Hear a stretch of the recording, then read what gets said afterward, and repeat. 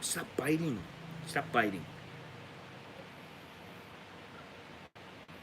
Can you say good morning, Thailand? Hey, Sid.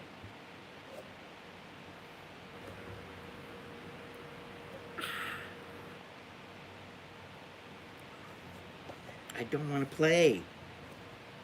Say hello. Say hello to my little friend. Say hello to Sid.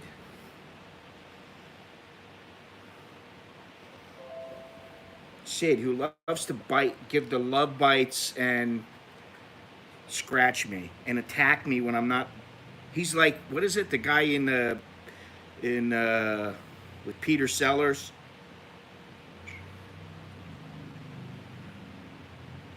Huh? The little karate guy or whatever, the little kung fu guy in Peter Sellers movies where he would attack him. That's Sid for me. Huh. Hello, Johnny. Here's Johnny.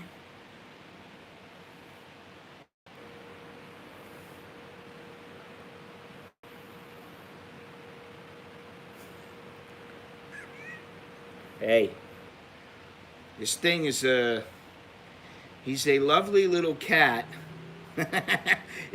He wants to get revenge on me, Bo, for losing his balls. Ow.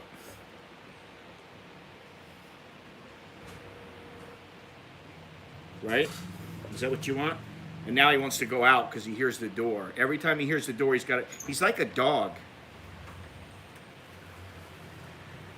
Right, Nick? Yeah. He's like a dog. What'd you get me? I didn't get you anything. Why not? We're streaming. Stick your head in here and say hello. Let Sid give you a whack. Hello. Pink Floyd. Look how long his hair is now, this kid. He reminds me of like a chick. No, I don't. Here, take your cat. I don't have Wow. hands. Just let him go. He's Johnny says hello. JRD says hello, amigo. Nick's getting to be, he's growing up, we'll say. He's not the little kid who was so sweet like he used to be. He's still a good kid, but he's not quite as sweet as he's not as sweet as he used to be. Anyway, it's Thursday here in Bangkok, and I haven't got a clue what I'm going to talk about today because you know what? Everything is pretty much the same right now. Nothing's really changed. Has anything changed, Bo? Any big news? No big news. I did have a little spirited conversation with Patia Bob this morning about how not everybody gets off in the judicial system here. Some people are tried and they are actually found guilty, which is why there's a lot of people in jail here.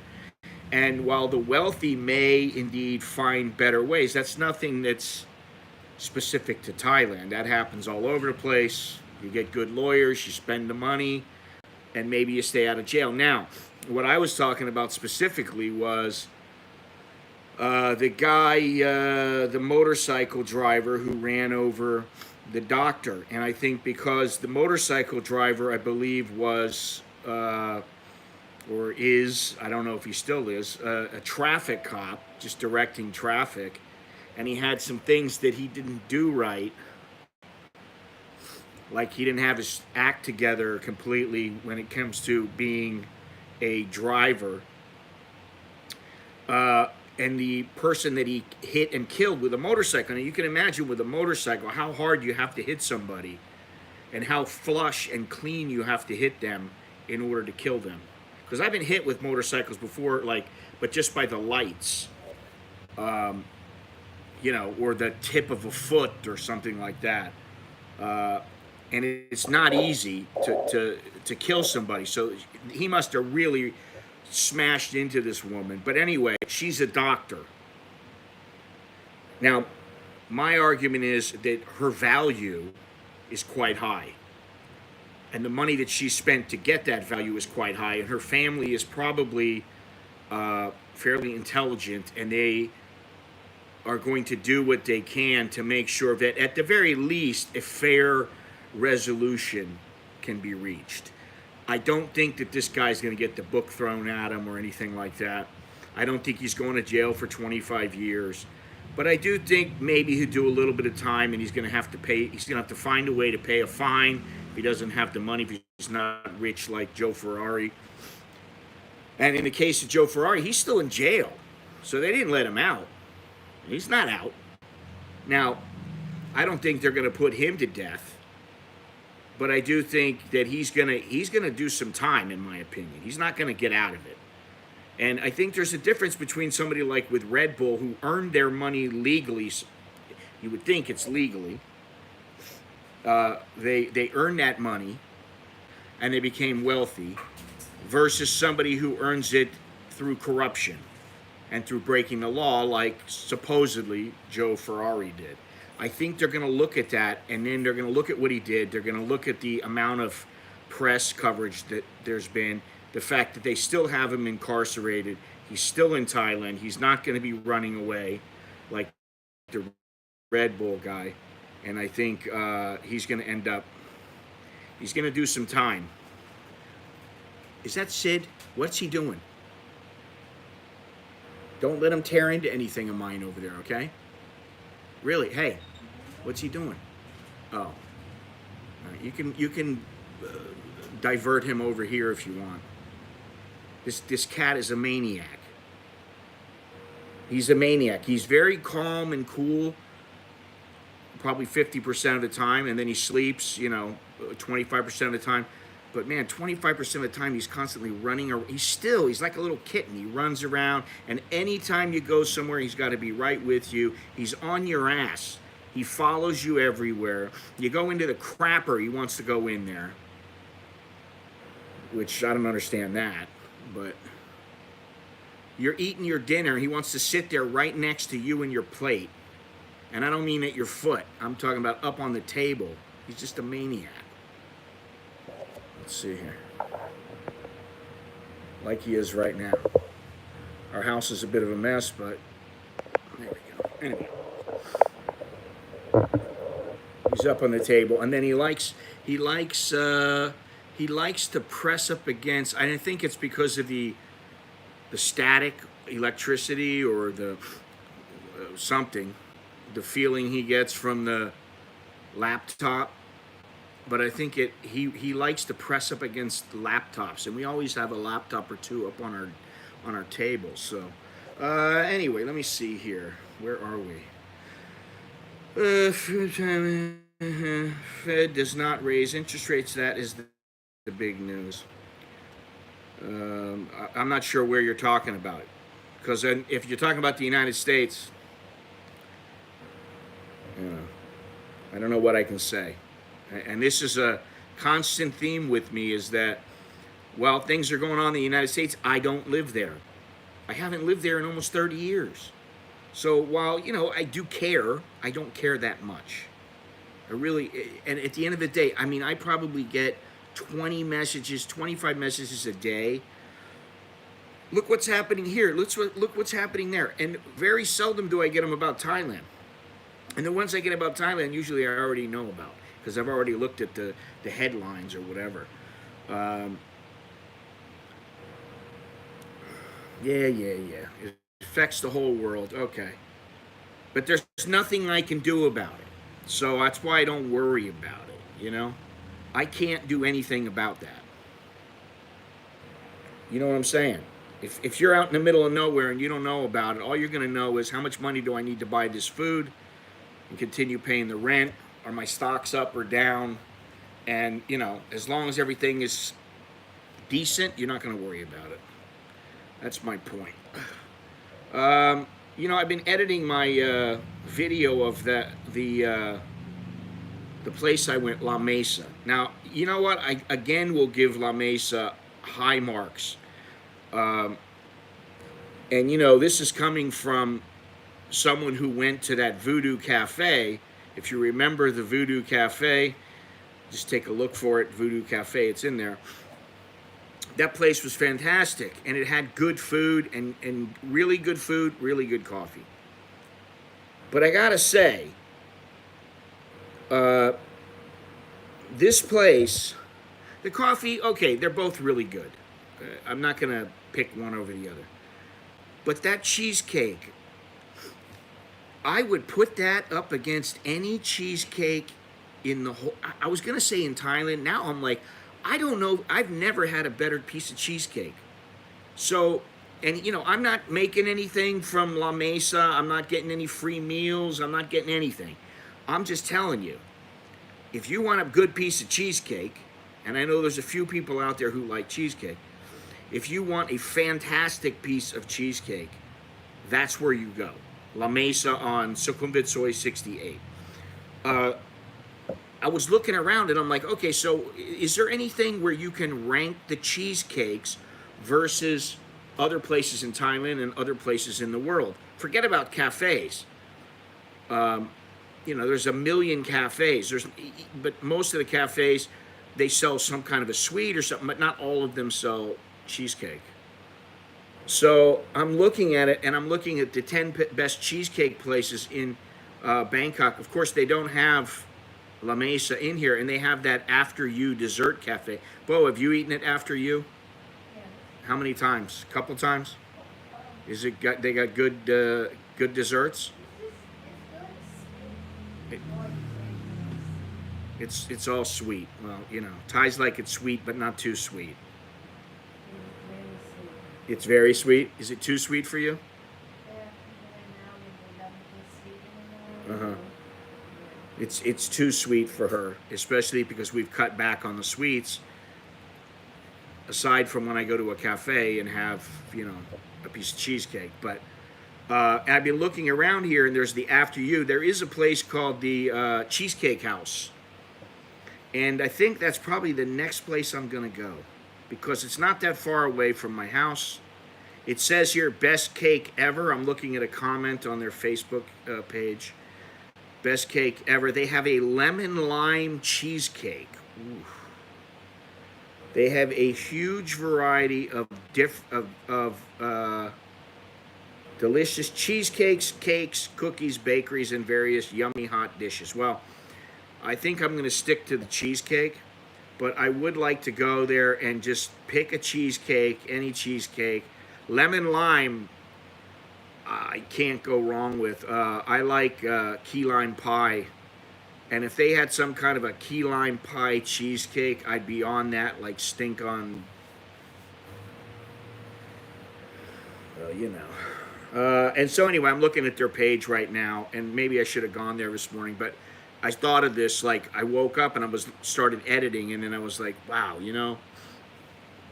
I don't know if I'm going to be able to find any cheesecake that's better than that guy's cheesecake.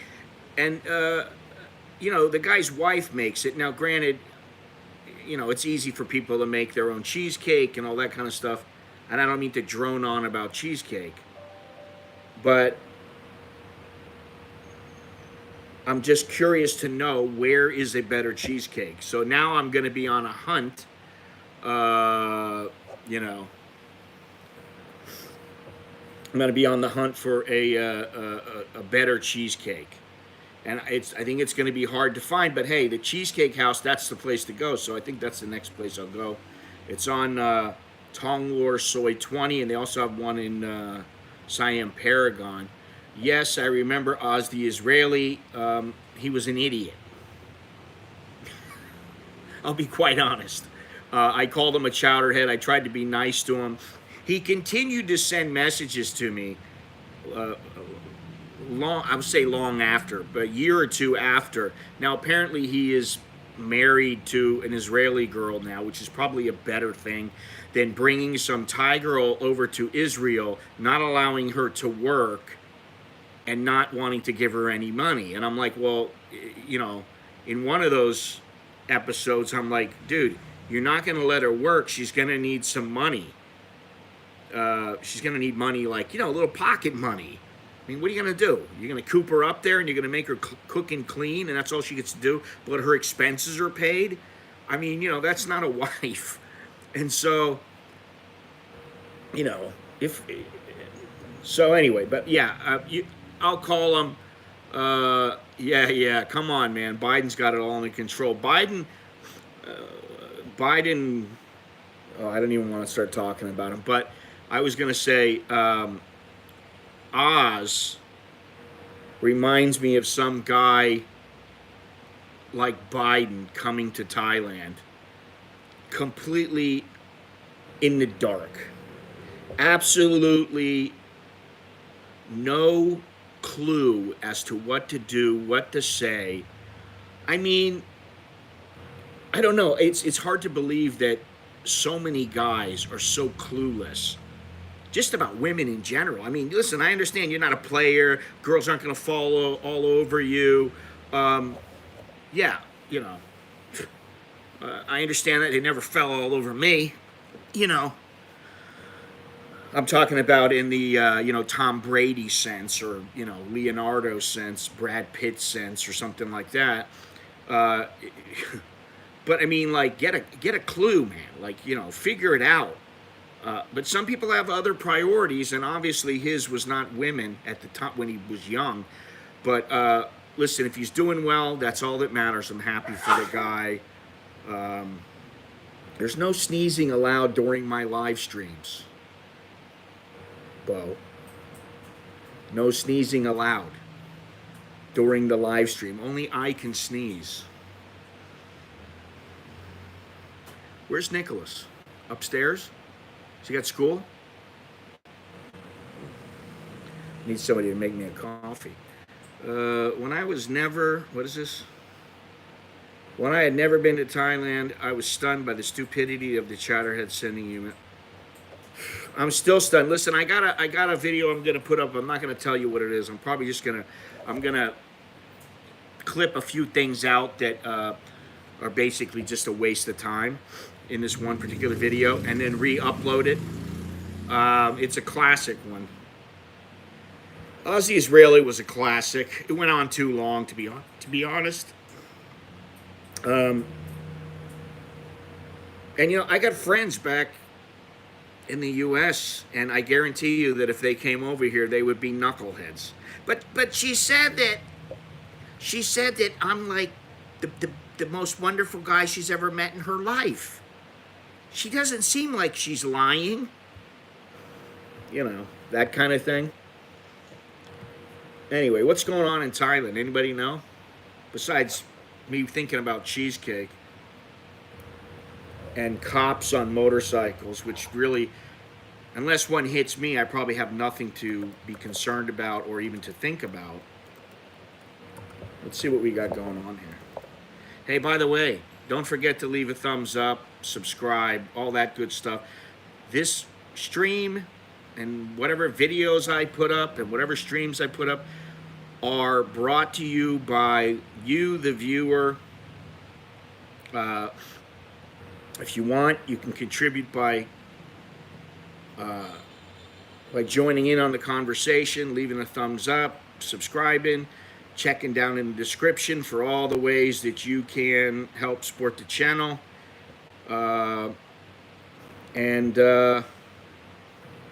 Yeah, so let's see what's going on here, if I can. This was kind of spur of the minute stream. I just decided I'm going to stream downstairs instead of upstairs because now our air conditioner has went out on the fritz again, as it does every couple of months, because it's working hard, because yesterday it was very hot. And I'm going to tell you what if I can, I'm going to tell you some of the weather here, what's going on here. But it got to be about 92, 93 yesterday, like 75% humidity. It was pretty hot.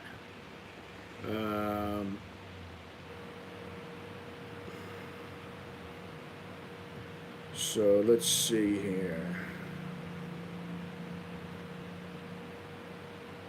Well, unlike some people, I'm not streaming from a basement that's not mine. You see, there is a little bit of a difference.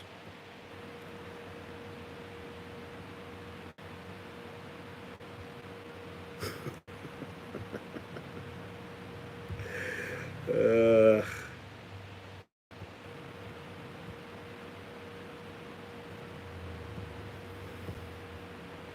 Actually, we're in my front room, and I generally hate streaming down here, but this angle is pretty good. Who will be back on the wagon? Who are you talking about? I have no idea what this guy's talking about, honestly. And you know, again, what does it matter to me? You're not talking about me.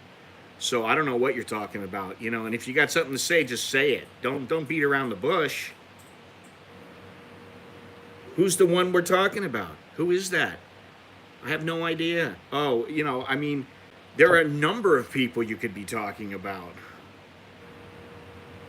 I mean, you know, it ain't me. So what does it matter? Why are you bringing them up in this stream? Fucking A.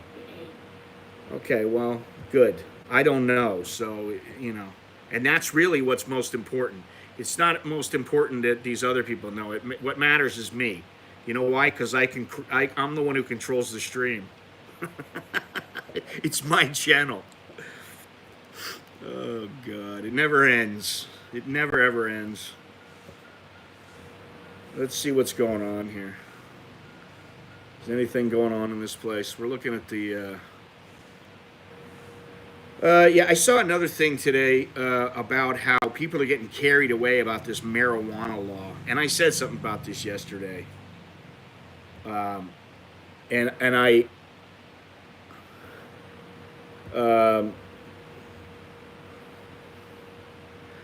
what is this? The customer's always right. Get with the program. I don't even know who you're talking to, JRD. You guys have lost me. I'm completely lost. Well, I call them chowderheads and douchebags. There's a little bit of a difference. A chowderhead could just be somebody who's a little bit ignorant or unskilled or untrained or just who hasn't been in a position to learn. It doesn't mean that they're a bad person, you know. A douchebag just means it's quite a bit worse, in my opinion. But let's see here. Let's just move on. As I was saying about the marijuana, everybody's getting excited about this. It's all over the news everywhere. Thailand, the first country in Asia. Oh, aren't we lucky? And you know, I'm like, yeah, but it doesn't matter really because none of it. You know, just they're talking about Happy Pizza here, Happy Pizza here in Thailand, and they did make the point in the article that I saw that it's not the same as Happy Pizza in Phnom Penh, which I know all about because I was there when they were first, not first, but you know I was there during the time when that was a big deal, and they had all kinds of places that. You know, it used to just be one place, Happy Pizza. Then they expounded upon that, and they had all kinds of different places that sold the same thing. Not a big deal. But here, that would be a big deal. Now they're just putting the leaves on it. Oh, you get a little taste of the ganja. Big deal. What, you know?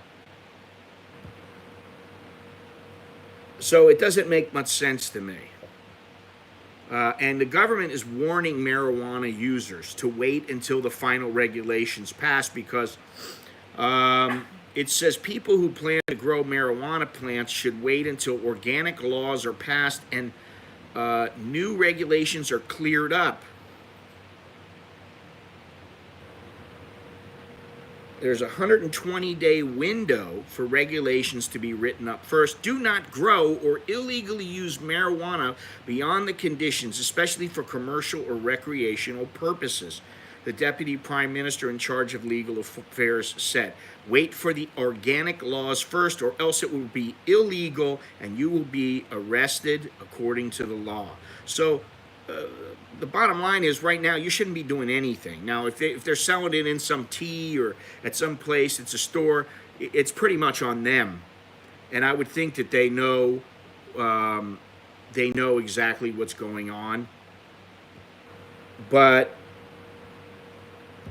you know, you're not going to get, for the 10th time, you're not going to get some THC content in whatever product it is you're getting. Right now, they're just using it as a marketing tool. That's exactly what it is. It's a marketing tool. So people should be aware of that and not get too excited. And I said that yesterday, so it's like I feel like I'm beating a dead horse. Hello there, Mr. Robert.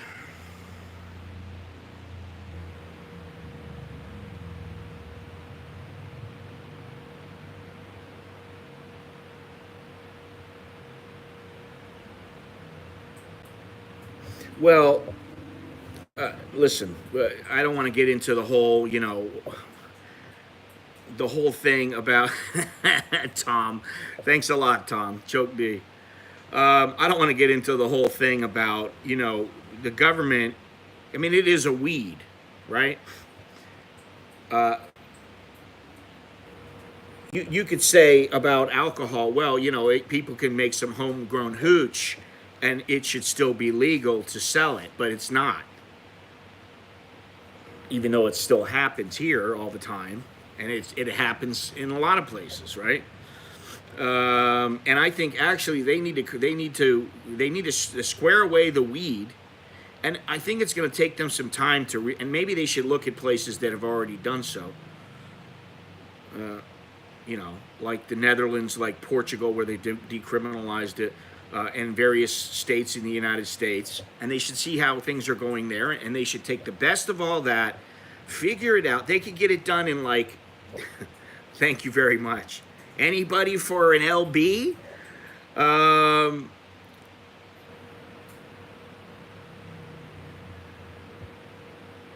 God. Anyway, I gotta let this message go through. Honestly, if Thailand becomes pothead central, that's even more reason to avoid it.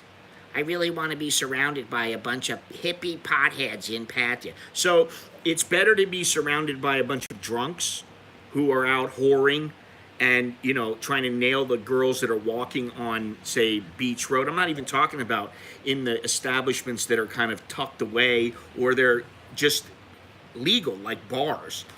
You'd rather have that than have some guy peacefully smoking a doobie in his house. They're not going to let people smoke it out on the street. That's not going to happen. Now, they may let them smoke it in a cafe, but they're going to say you're not allowed to drive if you're high. Buenos dias, Señor Gennaro. How do you say it here? Hang on.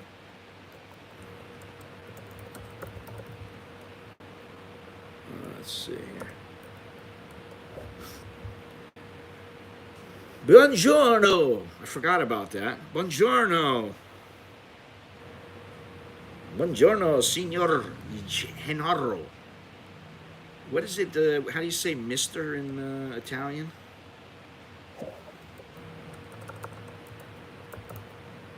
Signore.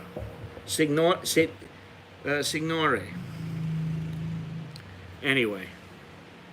Yeah, my Italian is very limited. I do know the ciao bella and I know a few other words, but it's because of Spanish and so anyway, my point was don't get too excited because they're gonna because there's in the works there is some legalization of weed. First of all, the way that I look at it is the way they're going to do it is they're going to do it in steps as they're doing right now. They will allow medical marijuana, and it's probably going to be very strict, and very few foreigners are going to be able to get the card, or it's going to be a little bit difficult. Now, maybe not in somewhere like Pattaya, I don't know.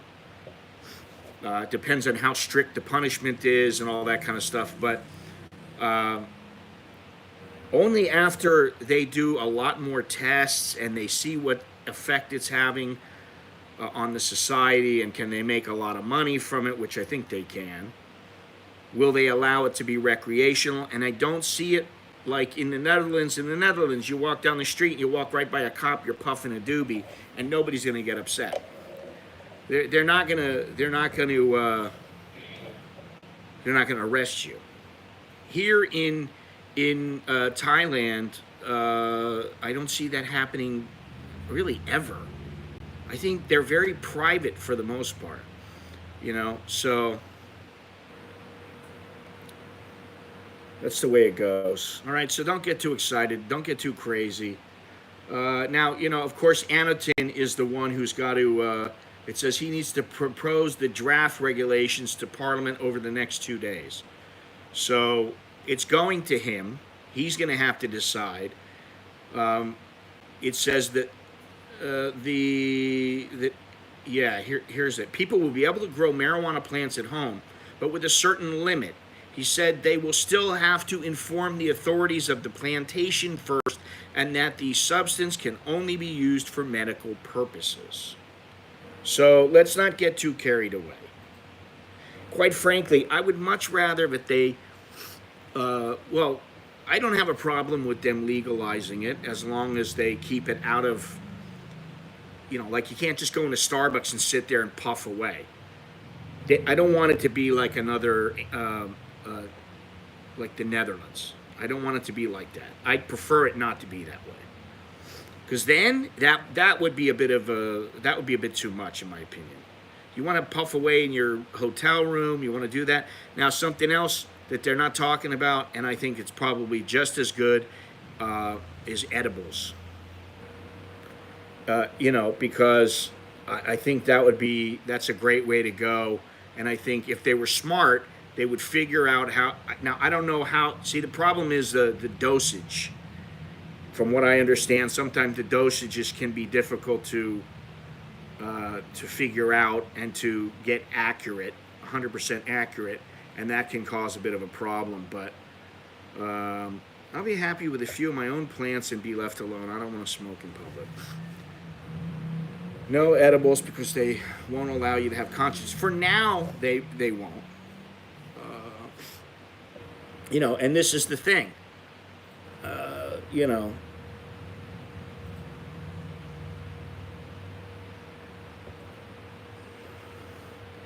This is not my man cave. This is my man cave doesn't have a little teddy bear.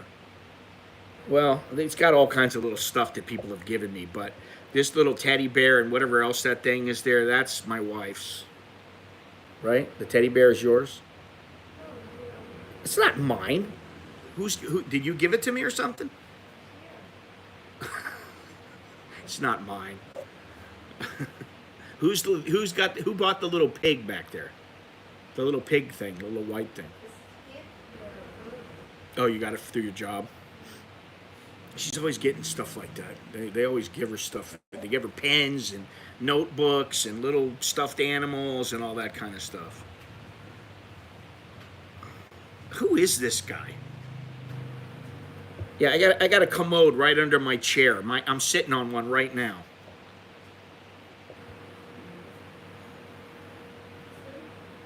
What's the bear doing to the pig? Well, I set it up that way, to where where the bear was on. He was riding the pig. I did set it up that way. I told my wife, put it up like that. She was gonna put it next to him. I'm like, no, you gotta set it up a little bit differently. Now, our cat tends to hide away in the closet, because our closet is stuffed full of stuff. It's just packed full of stuff there, and he goes in there and he hides under all kinds of the stuff, and you don't know where he is. He sleeps all day. We're like, where's the cat? And then all of a sudden he comes out and he's half asleep, and protesting too much. I don't understand you.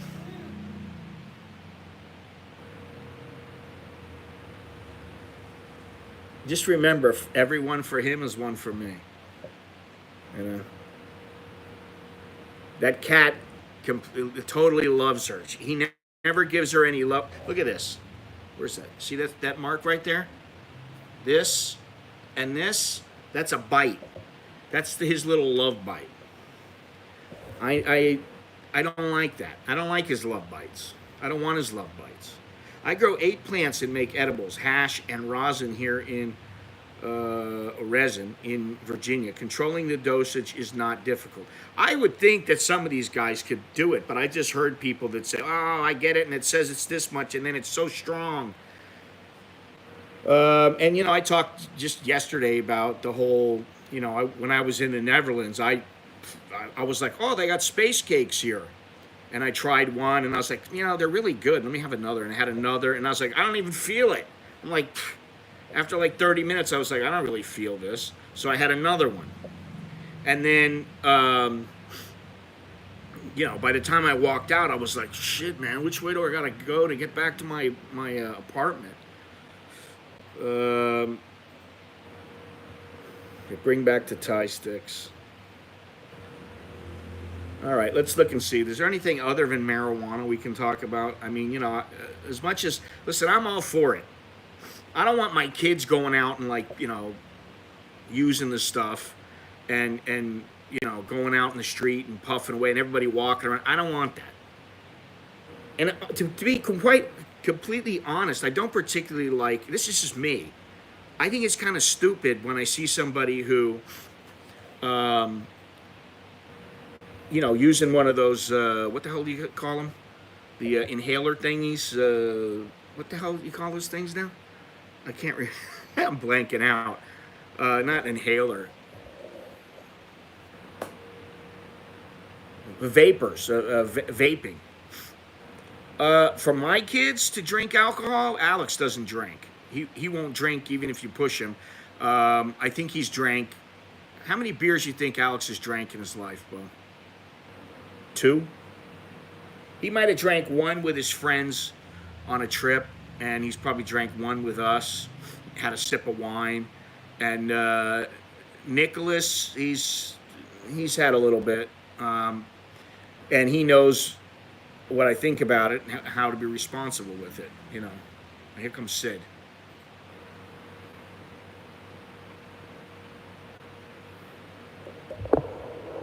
What's up? You're the star of the show, pal. He's going to go sleep right behind me. Either that or he's going to jump on my neck. Oh, wait, he's looking out the window. There you go. Okay, so, yeah. Listen, I think alcohol is far worse than weed. The only thing about, alcohol doesn't necessarily lead you into, doing some kind of harder drug. Whereas weed, it puts you in proximity with people who may be using other drugs. That's about the most succinct way that I could put it. It doesn't necessarily mean that the people are going to have something. They're not going to be going, okay, you smoked a doobie with me, so by the way, I do heroin. Are they going to, I don't think they're going to, that's going to happen very often, but, so.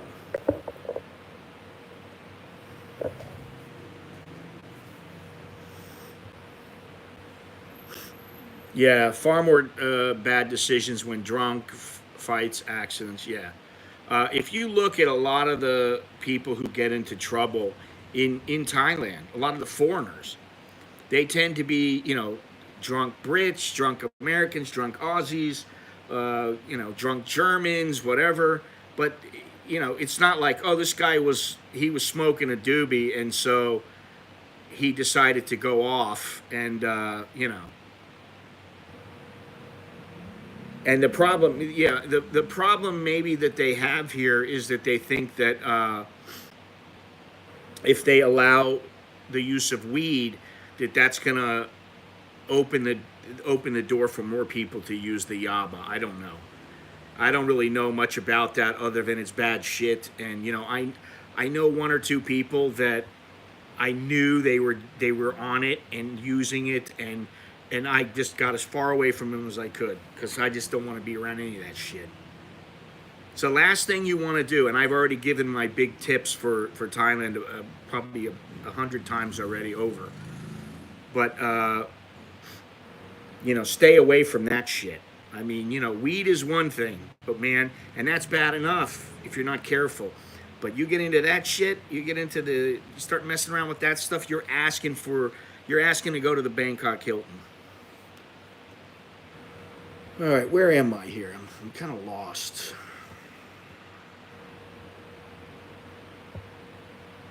Lost in space cakes.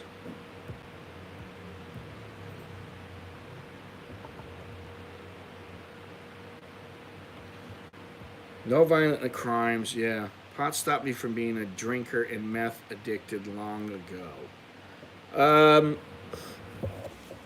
You know, the reason that I said what I did earlier about it puts you in proximity to people is because when I was like in high school, people were smoking Colombian, mostly Colombian. They get some Mexican, the occasional Thai. Skunk Bud was not around at the time. And, oh, believe me, JRD, that place is not a place you want to be. I've been in there. As a journalist, I've been in there, and I've been in the female prison, and you don't want to be in either one of them. If not for any other reason, then you're going to be sleeping on top of other people, and they're going to be sleeping on you, and there's no room, and it's just, yeah, not a good place, man. But, back in that time when I was younger, when I was, say, in 78, 79, 80, that was when in Florida there was a lot of blow, and that was something that was it was easy to get. You could get that. You could get I didn't get introduced to LSD until a couple of years later, but in high school it was that, and it was what the hell did they call it? I think it was what's the horse tranquilizer? They give you like a little match head of it, and it would knock you on your ass for about 4 hours. What else? Quaaludes. Those were the big ones back then. But that stuff a lot of that has gone by the wayside. Yeah, ketamine. I didn't know what it was back then. They didn't call it that. They called it tea. But that was 43 years ago. That was a long time ago.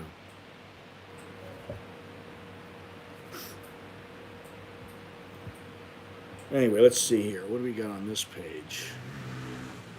I don't know if you saw, but in Rayong, people are not going there. They're canceling their trips because the governor there is charging, or is forcing people, making it mandatory.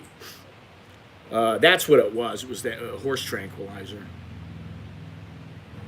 PCP. It wasn't ketamine back then. Yeah, 330 baht for an antigen test, and anybody who comes into the province is supposed to have to get that done. Now I don't know if that's really happening. I don't know. But it says many tourists, this is off the Bangkok Jack website, many tourists are upset about measures in Rayong province making it mandatory for all tourists to have an antigen rapid test kit result certified by an accredited doctor and medical facility not earlier than 72 hours before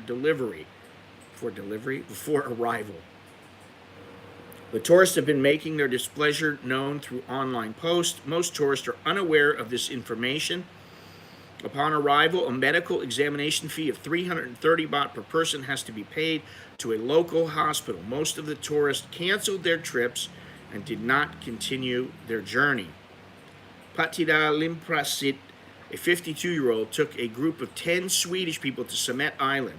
Patida said she and her team had traveled from Surin province. When the tourists learned they had to pay for the ATK at 330 baht each, they decided to drop their travel plans as they considered it an unnecessary expenditure when everyone had already had 2 vaccination doses. Alex, are you there? Is that you? Can you get me a water, please? Especially foreigners who have been quarantined and undergone tests many times. Yeah, so you come into the country, you've, say, been vaccinated and you have a booster or 2 boosters even. You get tested before you leave, you get tested when you arrive, then you get tested on day 5, and then when you go to Rayong, they tell you need to get tested again, and you have to pay for it. This is crazy, man. Anan Naknium. Want to say hello, Alex? No, he doesn't want to say hello. See how antisocial you are, Alex? He's just like me. Deputy Governor of Rayong Province said the measure had been in effect since January 20th. Officials found that operators were affected. Tourists cannot accept ATK priced at 330 baht. He said there are many places providing services priced at 330 and 250 baht, or they could buy an ATK to check at the hospital. The province is preparing to discuss with relevant agencies and entrepreneurs to find a solution so as to prevent further impacts on tourists and entrepreneurs. That's actually from The Nation. But I find it kind of humorous that they're gonna hey, Alex.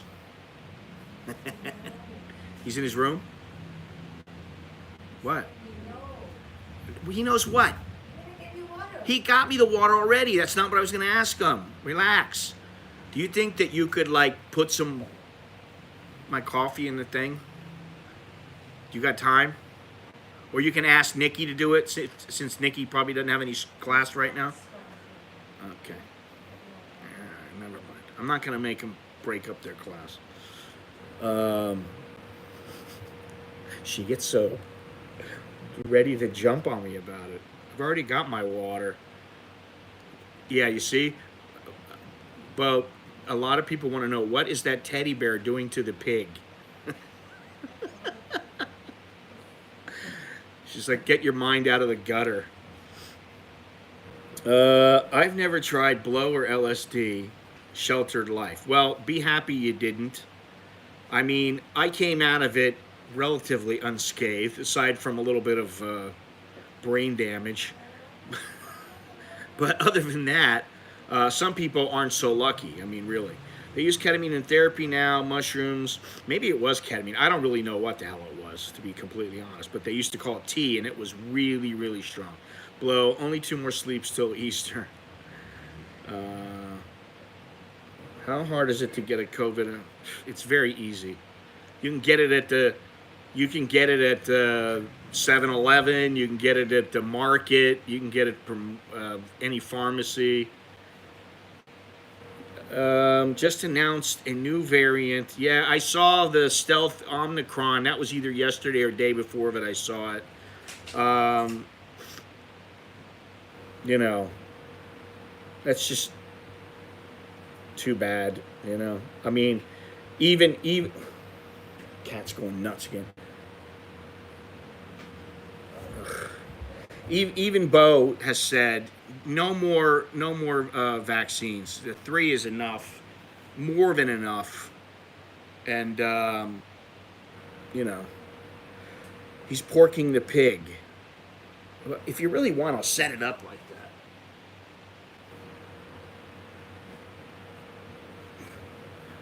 There. All right.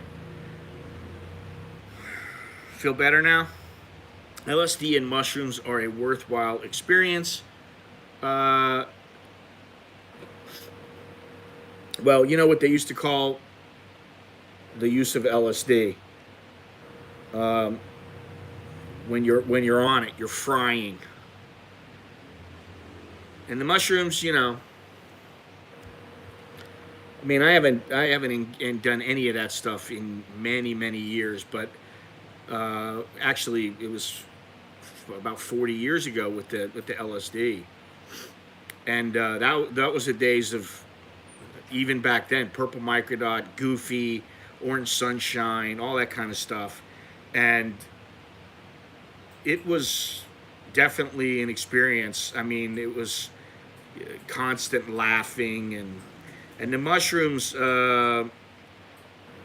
Yeah, I wouldn't want to party high on mushrooms. I just remember seeing this guy made. He made some mushrooms. He did some mushrooms up in Kool-Aid. He put the stuff that he boiled them, and then some stuff came up, and he put them. I don't even really remember. I just remember vaguely the house and all that, and it was purple microdot, and it was window pane. Yeah, but this guy used to go to. This guy used to go to Albuquerque when I lived in New Mexico, and he would go get them.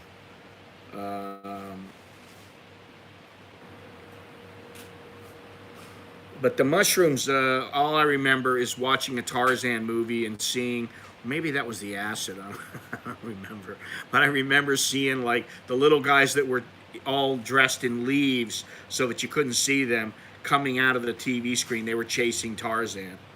This cat is a freaking nut.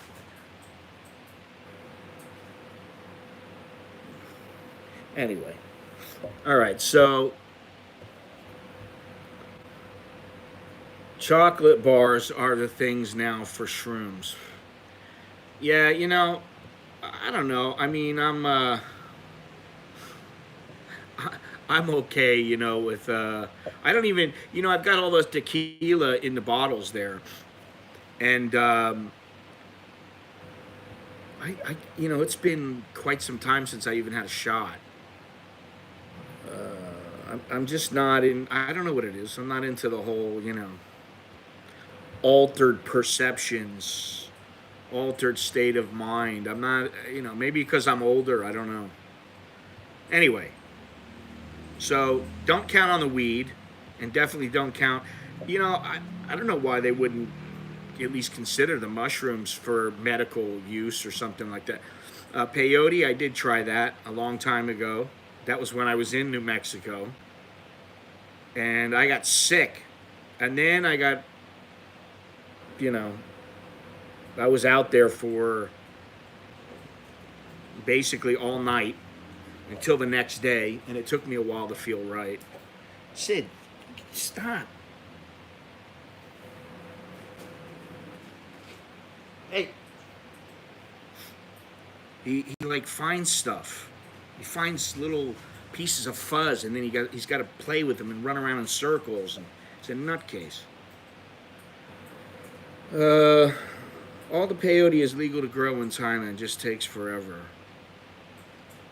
I don't know about that.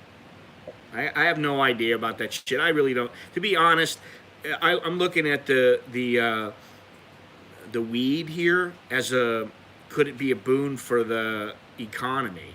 And I think it could if they do it right. And I think that's why they're proceeding slowly. Say what you will about the place. Sometimes, listen, the government, they don't always have their shit together. But what government does? No, I have never done that, and I won't do it. I draw the line. He's playing with a little plastic bag. I draw the line at licking a toad. I would do the ayahuasca thing, out in the middle of a Brazilian jungle or something like that.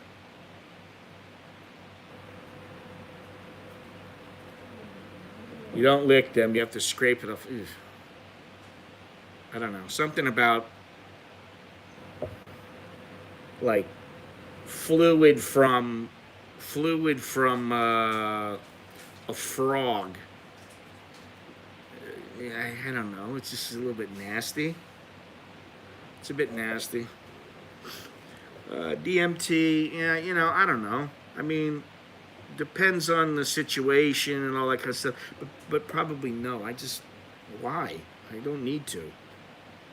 I don't need to. I don't really, I mean, yeah, life can be boring sometimes, but that's what travel is for, like we were talking about yesterday. And, there are things that aren't boring. So, as long as that's the case, I'm okay. And I certainly don't want to do anything like here in Thailand that would would get me in trouble. All right, let me see what else we got here. Oh, well, that here we go. You know what? I don't know what you were saying over there about that variant. Let's see here. John S. Oh, I saw that the stealth Omicron. I saw that a couple days ago, and it was just saying, "Oh, there's another variant." I didn't see that it had just come to Thailand, and so it says here there's 14 people and 1 death. And let's see, how old was the person who was who died? Okay, this is the same thing, I think. Oh no, this is the first death of the Omicron was recorded in Songkhla, was an 86-year-old woman from Hat Yai. She had Alzheimer's and was bedridden, but she had been double vaccinated but had not received a booster. She got infected after her grandson. This is the same thing, only it's not that particular variant. So again, you know, not to downplay it too much, but like, come on. Let's get with the program. Well, she did. She had all kinds of, she had Alzheimer's and she was bedridden. Let me see something else here.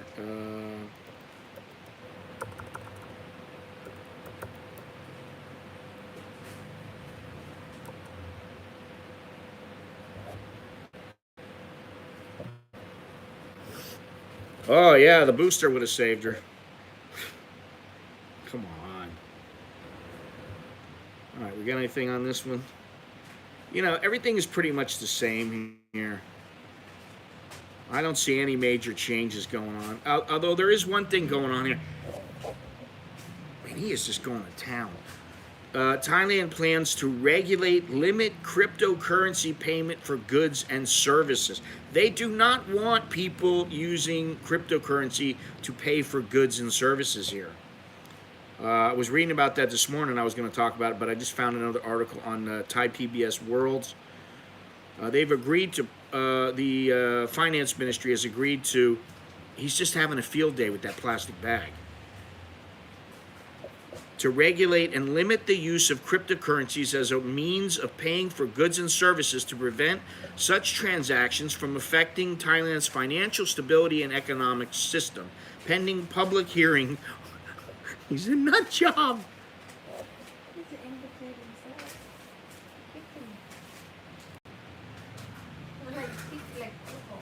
Yeah, he's chasing this plastic bag all over the place. If I could keep the camera on him, I would. He's got all kinds of stuff on our floor now. Look at the little pads over there, the little iPads, the little this and that. He's got all these things that he knocks down from. Whose brilliant idea was it to get a cat? No comment, huh? Just get it. No, I know. Yeah, that's what she always does. Is don't get another dog.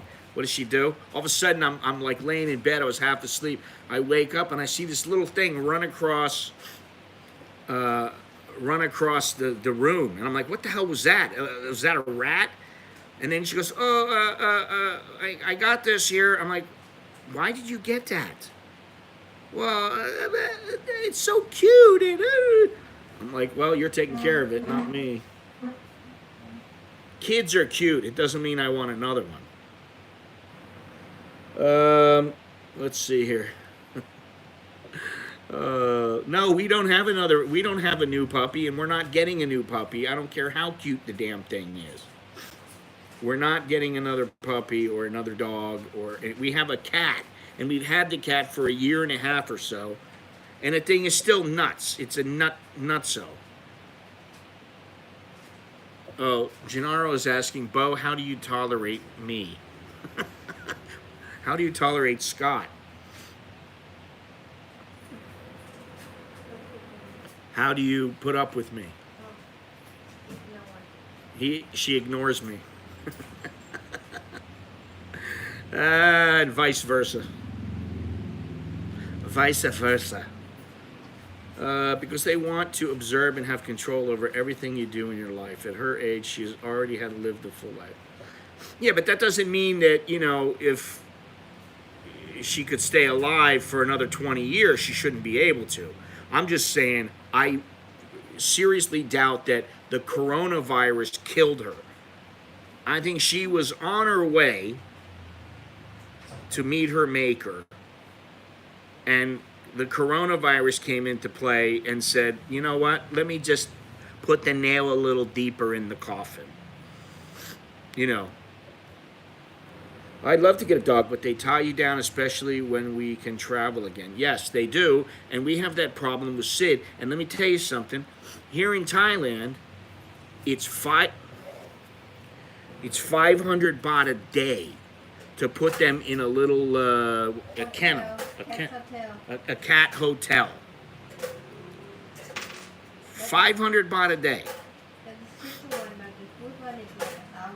A good one's 1,000 baht. So that means if you go, like if we were to go away, and you think we could trust Alex to feed Sid, and I think we could, couldn't we? If we left Bo and left Alex here to take care of Sid, would you think you'd be all right? I think so.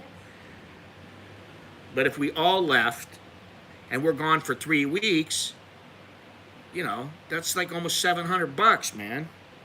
Come on.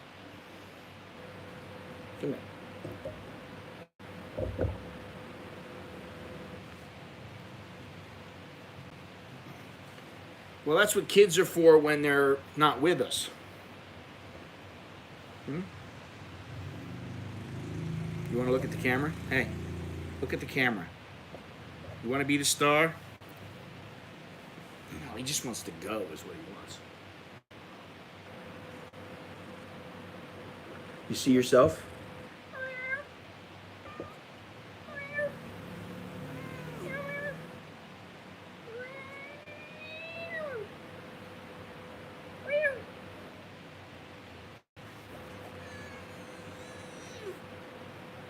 You hear him?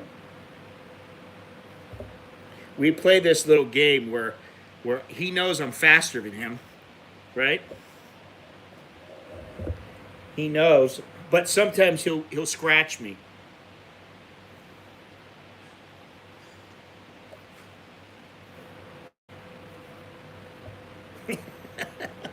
Get out of here. Go over to your mother. I am visiting, what is this? That teddy bear looks pooped. He's done.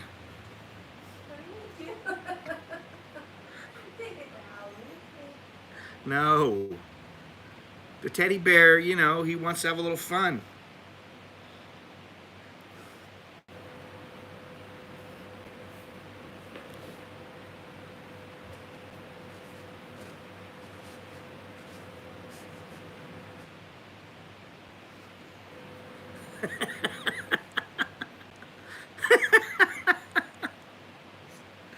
Oh, man. The old man's flu. What? Just like the flu, the old man's friend of mercy. That teddy bear. I am visiting my grandma, and her cats are a huge burden, feeding them 4 to 5 times a day. Insulin shots for one of them 2 times a day. Really puts me off from having cats or pets. Gennaro, that teddy bear is on blow. He'll be at it for hours. You guys are too bad.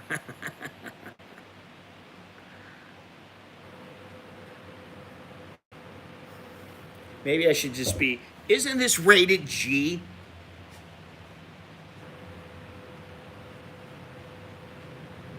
Here, we got another one. I don't know whose this is. Did I buy this for you? No. Didn't I buy it for you? The real soft one, remember? He bought it for himself. He bought it for himself? Where happened to that one that I bought you that was so soft, remember? It's gone now. Somebody wiped their ass on it or something. It died.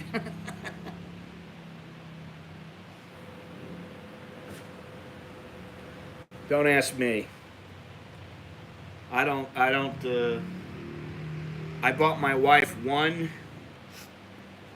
stuffed animal a while ago, and I bought it because It was so soft. It was so soft. It was like velvet. And so I bought it. Now we don't even know where it is. It's gone. Probably got, who knows what happened. Ugh. Listen, it's funny that you say that, JRD, because the stream from, was it yesterday? Let me see here. I need to look at this here. I think it was the stream from, it was actually, I put the video up of the raw footage of Hong Kong, which oddly enough, some of the Hong Kong videos they're perfectly fine and you're allowed to monetize them. Some of them you're not allowed to monetize. And the one I just put up was not allowed. Then I had Staying Safe in Thailand. That was demonetized. It's not because of the music. That's a copyright claimant. And you can still make money on it, but you have to split it with the person who owns the rights to the music. But it was demonetized, and so I had to get them to look at it again, and to do a human review. They reviewed it and said, okay, no problem, it's monetizable. Yesterday, your reasons for traveling. I don't remember what I was talking about. If anything is really unsuitable, but they limited the monetizability. And it says this video is running limited or no ads due to content identified as not suitable for advertisers, which probably has something to do with foul language or whatever. It remains fully playable and is eligible to earn subscription revenue from YouTube Premium. So, of course, I have them doing a manual review, and I should find out in the next 48 hours. But they're very quick to demonetize. And I don't mean demonetize the whole channel, but just demonetize the video. Yeah, but I mean, that's a nice way of, it's much better than, if you're using clinical terminology, there's nothing wrong with that. So why is it not okay to use the word triangle? Hey, Bo, is that look to your left? Is that the toothbrush that I gave to somebody?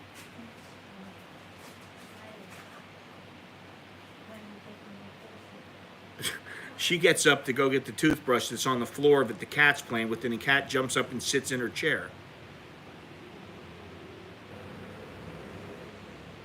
They are a pain in the ass. All cats are psychopaths, you see? No, it's not. This one is kind of like a dog. It sits there and waits by the door when people leave, and then when you come back, it's like spins around and it gets all happy. It's the strangest thing. So, it all starts out innocent, and then the teddy starts giving the piggy a. Okay, we can't talk about that. Maybe I should. Well, there's.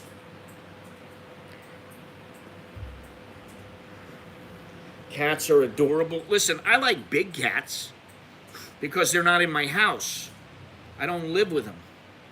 I like male. I like lions and tigers and, cats like that, wild cats. Listen, yesterday I was laying down on the floor watching a show with the kid, with my wife. And she's holding on to the cat, petting him. And the next thing I know, I feel the cat jump on me and bite me. Like, playing around. It's like it thinks it's fun. I don't think it's very fun. So of course I got pissed and threw him off of me. And then she gets pissed off. Oh, no, don't hurt the cat. Of course, here I am bleeding. And that's okay. Everyone knows all the views come in the first few days, so they auto-demonetize for the first few days while getting all the views and it's being reviewed. Yeah, but if they determine that it's monetizable, they give you the revenue from those first days. They don't just take it away from you because nobody knows. Nobody knows that it's unmonetized, it's demonetized. Nobody that's watching knows, so the views keep coming whether it's monetized or not. And that's, whatever. I mean, their system has gotten better in the past couple of years. I'll say that. Much better. In fact, you can have music in the background and it still is okay. Anyway, listen, let's get back to this here about the cryptocurrency. For those people who care, listen, I haven't got any crypto donations or anything like that in a fair amount of time. And usually when I get any, it's not like I'm not getting a couple $100 or anything like that. It's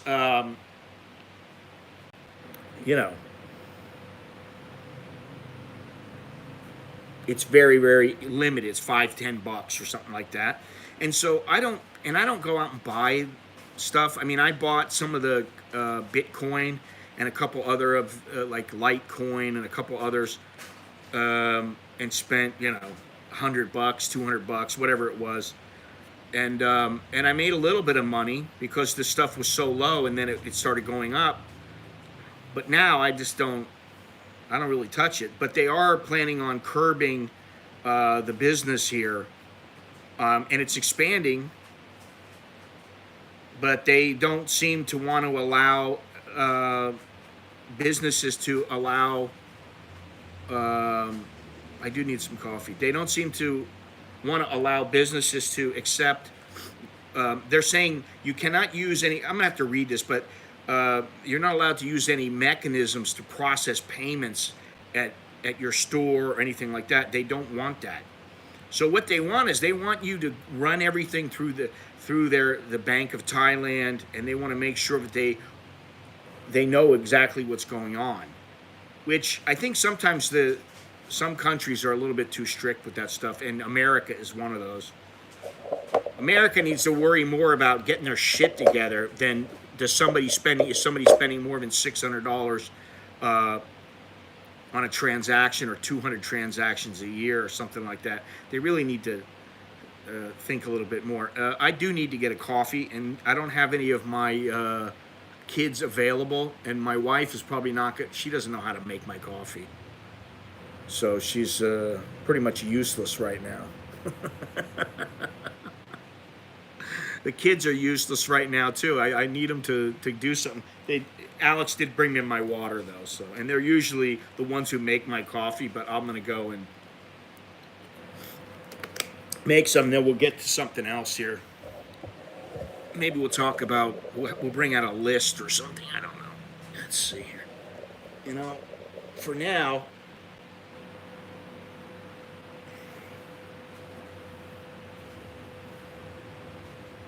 There you go.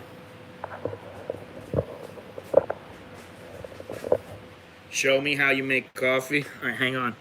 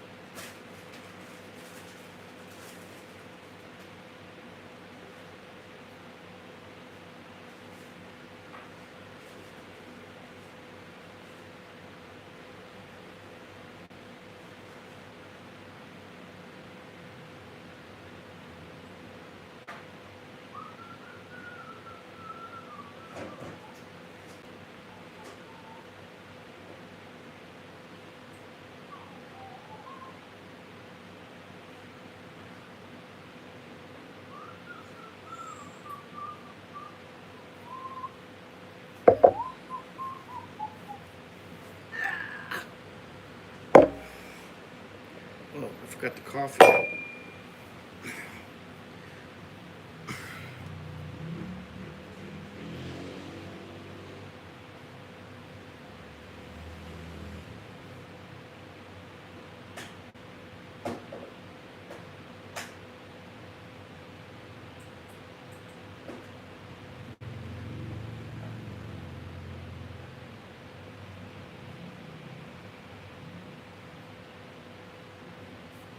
Coffee.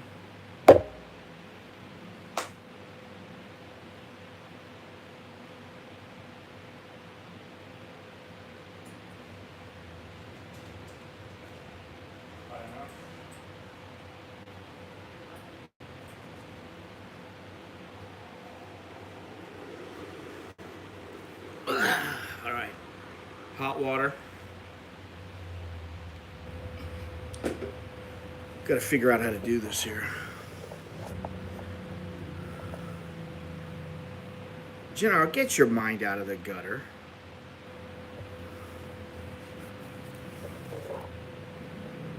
You've got a gutter brain. All right, so I didn't quite clean this good enough, but you know, it's just a little bit of coffee from the last cup. Coffee. This is just some everyday stuff. It's probably a blend by this time. You put it in here, like this. Boom. Smush it down a little bit.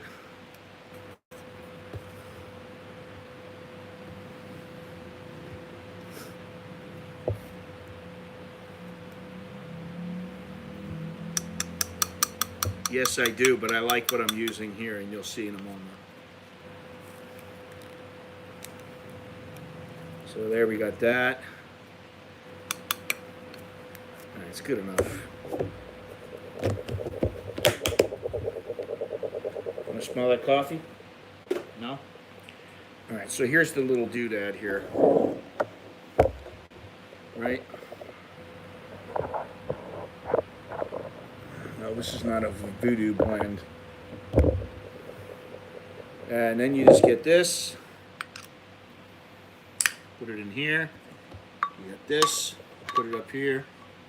Like that. Right? Put this water right about to there. Oh shit. One more thing I forgot.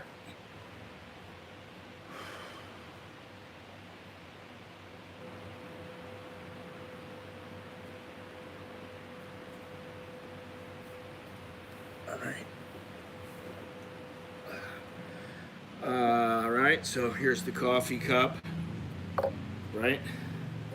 You get this. I put it on top like this. It's a perfect. You lift up like this.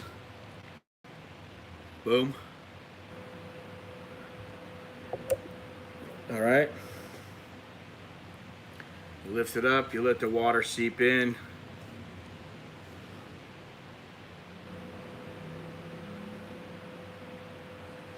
And then another lift. It's just a press is all it is. Yeah, and then there's my coffee. Boom. Let's see if it's any good.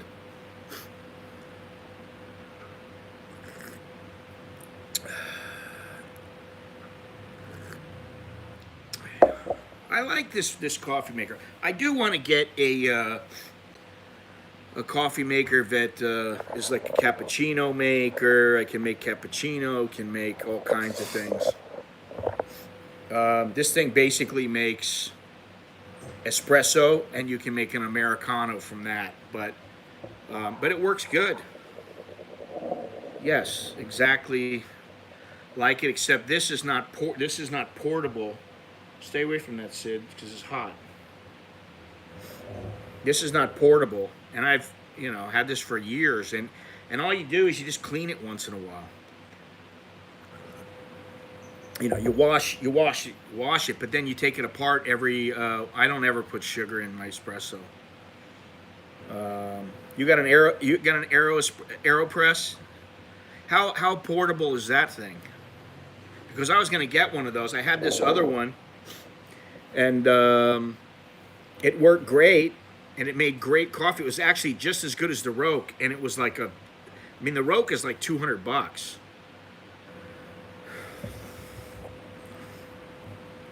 The piggy is exhausted. He's smiling. Well, actually, that's a frown. Let's put a little smile on his face. You can't put a smile on his face. You guys are sick. Very portable. Okay. Is it light? I used to have this thing. What was that thing? If Longhorns is listening, he could. He can tell me what the name of it was. I don't remember what the hell the name of it was. But it was the little pink thing, and it was great, man. It was small and it made great coffee. But it was relatively. The seals were cheap. They didn't work real well, and then after a while, what happened was it started leaking when you were trying to make the coffee. And actually, I brought the thing to me and Mar, and I was going to do a video on it. And then I think the electricity went out. I couldn't get hot water. It was really hard to make it. And then the thing started leaking, and I had all kinds of problems. And I had them. They actually sent me another one, and he said to me, "You should tell them to send you two." And I should have, because the next one that came, it fell apart, stopped using, stopped being usable for, like after a month. But this thing's good. I mean, this thing is heavy duty. It's made out of like pewter or whatever that is. It's good stuff. Bo puts coconut oil, that MCT stuff or whatever. She puts it in her coffee. That's her sweetener. Anyway, you can always find a good coffee in Thailand if you really need it. And if worse comes to worse, you can have 3 in 1, which is, I can't stand that stuff now. Anyway, forget about cryptocurrency. Unless you got a lot of money in it, and if you do, you probably lost some of it because the Bitcoin's in the toilet right now. Let's see if anything else is happening here. Where are we for time? All right, now, we were talking the other day about safety in Thailand, and I was talking about how, my wife had said something about crosswalks, and they're not safe, and everybody knows that, and blah, blah, blah. Well, now there are calls for tougher punishment for drivers who ignore pedestrian crossing rules. And one thing I can say is if you are anywhere around Nana, if you're on the corner, there's a place, it's a Taylor, Gulati Taylor. It's on the corner of Sukhumvit Soy 3 and Sukhumvit Road. And if you walk across the street there, on the one side, on the side of Soy 4, the people tend to stop. But on Soy 3, they will turn right into you as you're walking across. And a lot of them, they don't really care. If you're in the thing there, they don't want to stop. So she's right about that. And, for this guy, I guess she was an ophthalmologist. For this guy to hit her and kill her, he was going, apparently he was going 80 kilometers an hour. That's a lot, man. It takes a lot to do that. Around 500 people are killed every year in accidents at such crossings in Thailand. And then, there are the people who run across the middle of the road, which I saw on Sukhumvit Road, a guy get thrown about 50 feet up in the air around, I don't know what it was, 41 or something like that. They nailed him. This guy nailed him in it with his car, and the guy went flying. And he was still alive. He just popped right up, but he was hurt. But he was still alive and able to walk around. He was lucky. But he was crossing in the middle of the road as opposed to at a crosswalk. You would hope that you could go across a crosswalk and you wouldn't have to worry. That's the this amounts to 500 people every year at the crossings amounts to 6% of road traffic deaths, with a third occurring in Bangkok. So 2% of all the deaths in Thailand from road traffic accidents are on the zebra crossings. Pedestrians have a right to be able to cross the road safely at designated crossings. This particular guy, Jasada Yemsabai, wants the law changed so that drivers who cause the death of a pedestrian using zebra crossings can be charged with manslaughter. I don't know why they're not now. He adds that current traffic laws need to be enforced strictly and quickly, with offenders giving them maximum punishment. He adds that speed limit in city areas should be reduced to a maximum of 30 kilometers an hour. I don't know about that. But if it's 40, that doesn't mean you can go 80 because you're a cop. So be careful at the zebra crossings. Be careful if you got a little, you got with your teddy bears.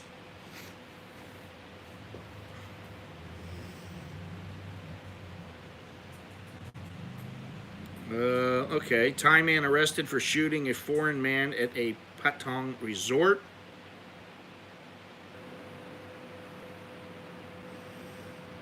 Okay, here we go. This is something for some people that might be interested. Venues in Phuket selling alcohol must apply for a new permit. So yeah, the thing with these bars is that they're supposed to open as restaurants, so they need to get that new permit.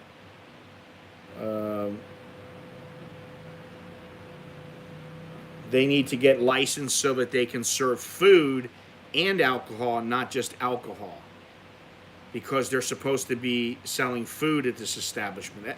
I don't understand all that. It seems like a huge waste of time and money and resources.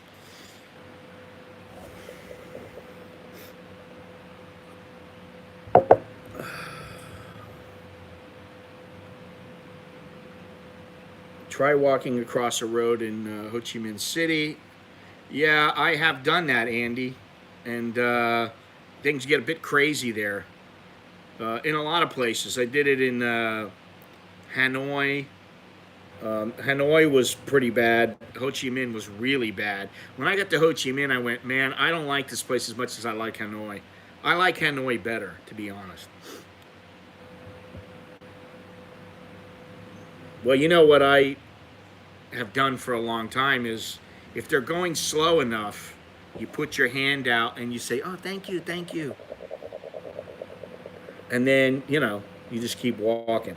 I've never seen anyone take any notice of pedestrian crossings in Thailand. Bloody scary to try and use them. Yes, and that's why you need to be careful. And, these are things that I think in many ways we take for granted as Westerners. Hey, I'm not going to worry about this. I have the right of way. And, I understood what my wife was saying, but, whereas like they don't care and you got to worry about it, you really do need to worry about it, because when you're dead, you're dead. But they really need to, like they want all these wealthy people to come here and live here and to bring their money. Well, then they need to take care of these kind of things. Like I said, the garbage, the air pollution, these kind of problems with the traffic, and I haven't seen any problems with Grab Taxi, the drivers being attacked by anybody lately. But that was a big problem for a while, so they took care of that. Apparently they've taken care of that. I do think it depends on where you are, but for the most part, people are not doing anything. And when they are, it's in places like Pattaya or Phuket, where they have like these little gangs that think that they have the right to do whatever they want there. And so, again,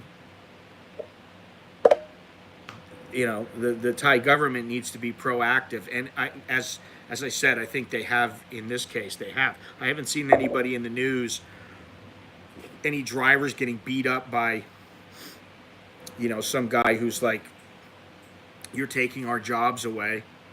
I think the drivers know now, either we need to join, if you can't beat them, join them. And there's a reason why people don't want to use regular taxis as much, because there's virtually no recourse. They used to have an app where you could report people, and I actually used it. I used it a couple times because one guy was like an asshole, and he didn't listen. He was driving wherever he wanted, and another, I forget what he was doing, but it was relatively minor. But I thought, you know what, I should report this, and I did. And now that app doesn't. I mean, it hasn't worked in years, a couple of years. So, Ho Chi Minh City. I don't think I would want to live in Ho Chi Minh. Too busy. Some of the other places I went, Hue. I went to Hue. I went to Hanoi. Hanoi, if you get out a little ways from Hanoi, I like it a lot. Not right in the city center. I mean, it is nice there, but I wouldn't want to live there. I went to the place that I liked the best was Quy Nhon, which is Quynhon. That was really nice. That had the perfect blend. And I like that a lot.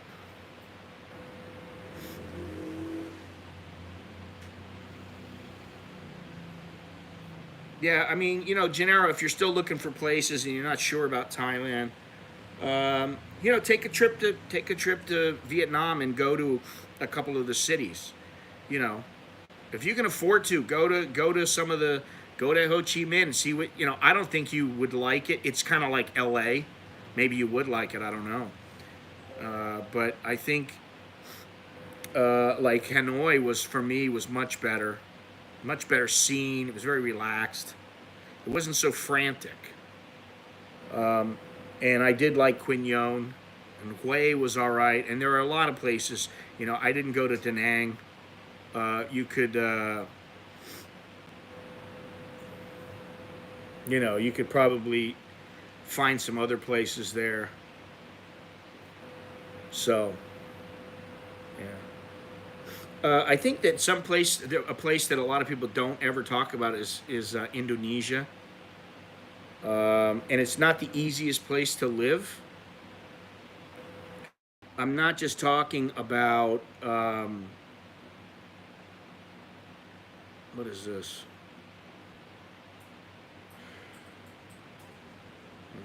I'm not just talking about Bali, but there's other places around Surabaya, plenty of places that if you want, I mean, it's massive. And, don't discount the Philippines either. It's not for everybody and it's not for me, but there's a lot of people that love it there. So you might want to give that place a go as well, Gennaro. You might like the little Filipinos. I don't know, You might find them a welcome change from barista.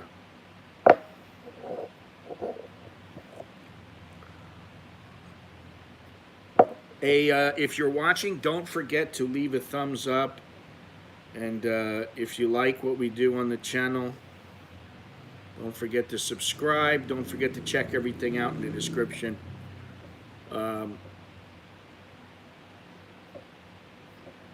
We always have these chats, and there's also some travel mixed in there, and there's also some cheesecake and food.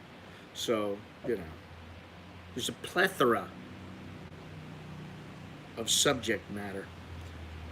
Yeah, I really like Vietnam a lot. I really do like it a lot. And, when I went to Quy Nhon, I went to a couple places. And I didn't get to show very much of the place just because I wasn't happy with the video. But I did, there were some places that I went. Like I went to this one particular place, which I don't remember the name of it off the top of my head. And it was supposed to be quite popular. I went there, and I went to one place that was a little fishing village, and the reason I remember now, I did put some footage up of the place, but then when I got down on the beach, which was completely empty, I was the only person on the beach, and there was a lot of boats right there in the harbor, but there were no people walking around on the beach, none. But I couldn't use it because there was too much wind. So I was talking, and I didn't realize just how windy it was, and I couldn't use any of the footage. That place was pretty good, but then what happened was I took a Grab, because Grab is big in Vietnam. Yeah, you guys, they like these stuffed animals. God, going nuts on the stuffed animals. I took this. I think there is a video up in the Vietnam playlist where I took this motorbike, and it was like an hour ride, and it was windy as hell. And I went from this beach, like an hour away, and I was crossing over like where there were these little docks and little bays and all kinds of stuff, and then I found this little cul-de-sac, and I went in and had some food, and I was the only person in the restaurant. Then I go and I had to pay to get into it was like a national park, but it was relatively small, and they had this big golden, I don't know what the hell it was, but this big golden like lady standing up on this big rock, and then you can go down these stairs. And so I thought, okay, I'm going to go down the stairs. I go down the stairs. It was very, very steep. I went down the stairs. I get down to the beach, and the beach was fantastic. It was very small, and it was rocky. And they had this little place where you can sit down, and you just sit there, and it's just, you're the only person there, and there's cliffs all around you, and the beach is in front of you. And I was sheltered from the wind. It was very nice. At that point, I was sheltered by the wind. And that place was fantastic. I mean, there were goats walking around. There were goats walking around. There were all kinds of animals. And, you go there. It's just the trip to go there. Then you get there, and you're like, all right, what is this place? Then you go down, and you're just seeing things. For me, that was probably one of the better places to go, just because I just chilled out on. There was a little platform, just like they have in Isan, where people sit and they eat food and stuff like that. And it was all the way back in this little cove. And so the waves are coming up, and the wind is blowing out there, and it was not a very nice day. It was kind of rainy and dark. And so here I am in this little shelter, just chilling out, drinking my water and looking out and sitting there and just, pondering the meaning of life. It was fantastic. That place was fantastic. So Vietnam definitely is a place where you can do some looking around and have a good time. Yeah, I may be able to find the link to that. At least this is another place, and this happens a lot with me, is that especially if I'm streaming, it's hard for me to shoot any video unless I have plenty of time. Well, I did have pho at this little, at this little place. It was set back in a little alley, and it was very well known. And there weren't many, there must have been, I don't know, enough chairs for like 12 people. And I went to this place, and that was in, I believe it was in Hanoi. And I think I can get this. Let's see here. And that was really a good meal. They had a good meal there. Good breakfast there. I don't know, is that here? The ultimate fast food, another day. I think that's this one, another day in Hanoi. Where's that place that I went? Walking around Hue. Starbucks Reserve in Hanoi, where they had the siphon coffee maker. I had the banh mi. In fact, here's a banh mi. Let me see if I can do this here. I guess I'm not totally against well, that's what I used to do, Dowlo. That's one of the things I used to do. Thank you. Believe it or not. All right, here we go.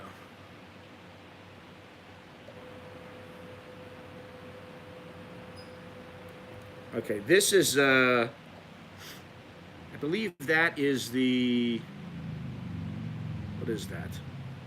Okay, that's the fast food, that's the banh mi in Vietnam. And let's see here, another day in Hanoi. I think that is, where is Ho Chi Minh? I don't even have anything in Ho Chi Minh. me see. Oh, is this it?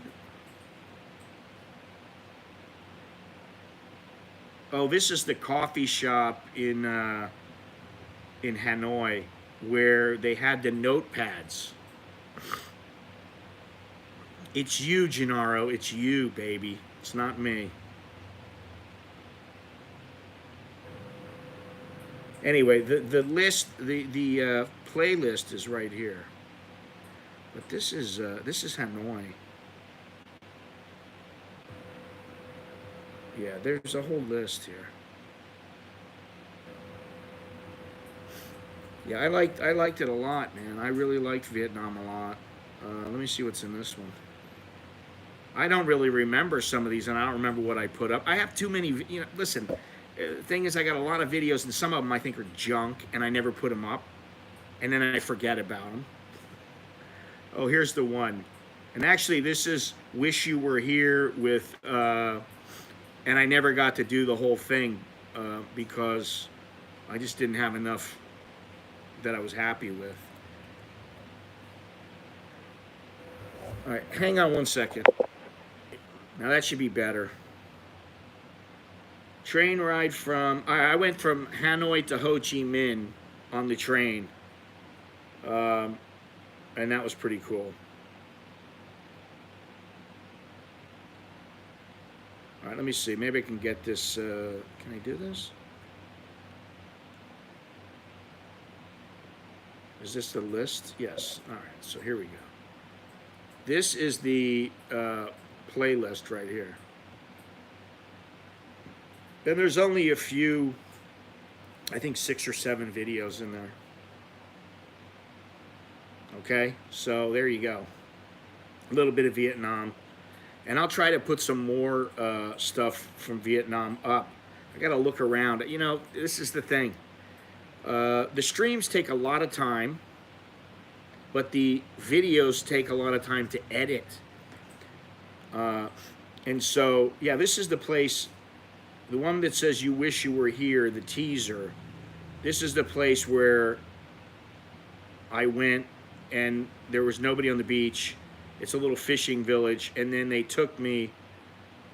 Yeah, I didn't put up the place where I went. I don't know what happened. I don't know what happened to that video. Yeah, there's barista. Lots of barista for Gennaro. JRD, I got a blue book, 5-year, 880 entry, but no need. I never caught a train in Vietnam. Listen, Andy, if you really want to do something cool, go to Hanoi and just get a train. Pick a few places you want to stop. I only stopped at 2 places. Well, really, you know, it was four cities in about 8 days, not maybe 10 days, something like that. And I went to Hanoi, then I went to Hue, which is a big place where in the war, and then I went from there to Quy Nhon, and Quy Nhon down to Ho Chi Minh, and that was a great trip. The trains are better than the trains in Thailand. They're extremely easy to you can buy them right online, and they're quality, man. I mean, you know, and they're inexpensive. But you could stop at, say, 6 places. You know, stop in Da Nang as well.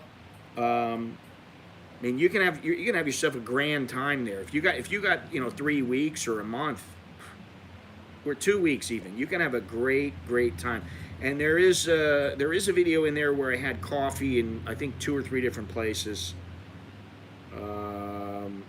What is this? The conversation with the cyclo driver. See, this is Hue and Hanoi, and I know there was a video or a little video I put up from from Quy Nhon, where I was the only person. Yeah, this is the conversation. I was the only person on the beach. And I thought that was so cool. It was, as far as I could see, there was nobody on the beach. I was the only person. Okay, so this one, Hanoi to Ho Chi Minh, welcome to Hanoi. That's where I had the noodles.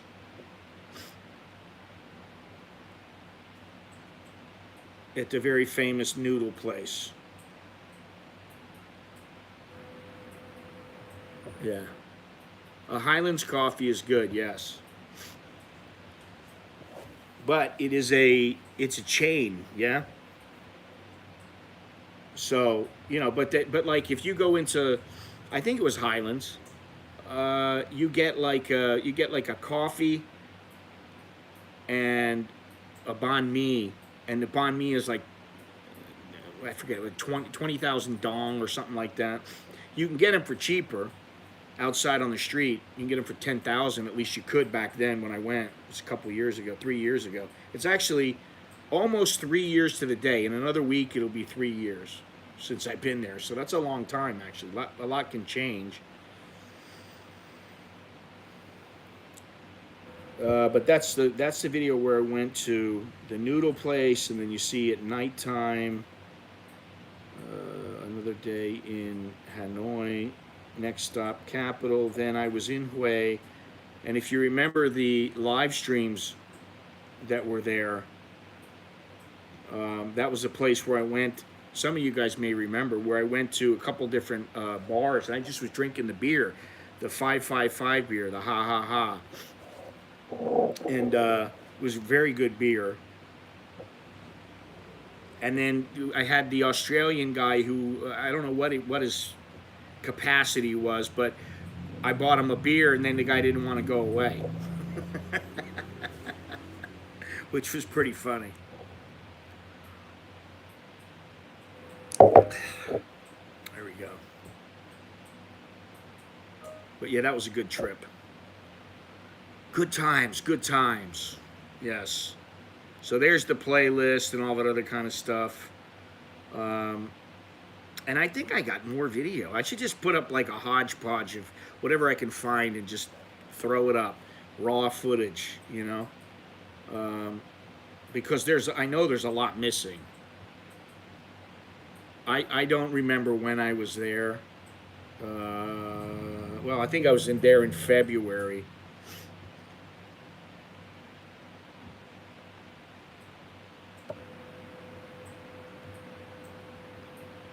It was good stuff. Let's see. I've heard they have great bakeries in Vietnam too. Yeah, but I was there mainly in Hanoi, man. Once I got there and I tried like the egg coffee and the coconut coffee, I was there for the coffee. Every time I was like, all right, where am I going now for coffee? And I was drinking too much coffee. Vietnamese coffee is really good. I think it's second in the world for coffee production. I don't know if it is or not, but yeah, it's quite good. And there was one place that was right next to my hotel in Hanoi. It was like one or two doors down, and I got to know the staff there, and they were the ones who helped me with the little Vietnamese coffee maker, the little drip thing, and they taught me a few things about their coffee, and it was a nice experience, And their coffee was really good, so can't say too many bad things about that. But let's see here. I wanted to finish this up about the Phuket, but I don't think there's a whole lot to talk about with it.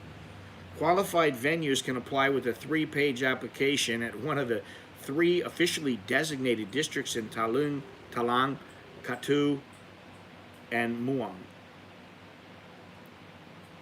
Business establishments such as pubs, bars, and karaoke venues that wish to change to a restaurant must apply for a permit from the District Disease Control Operations Center.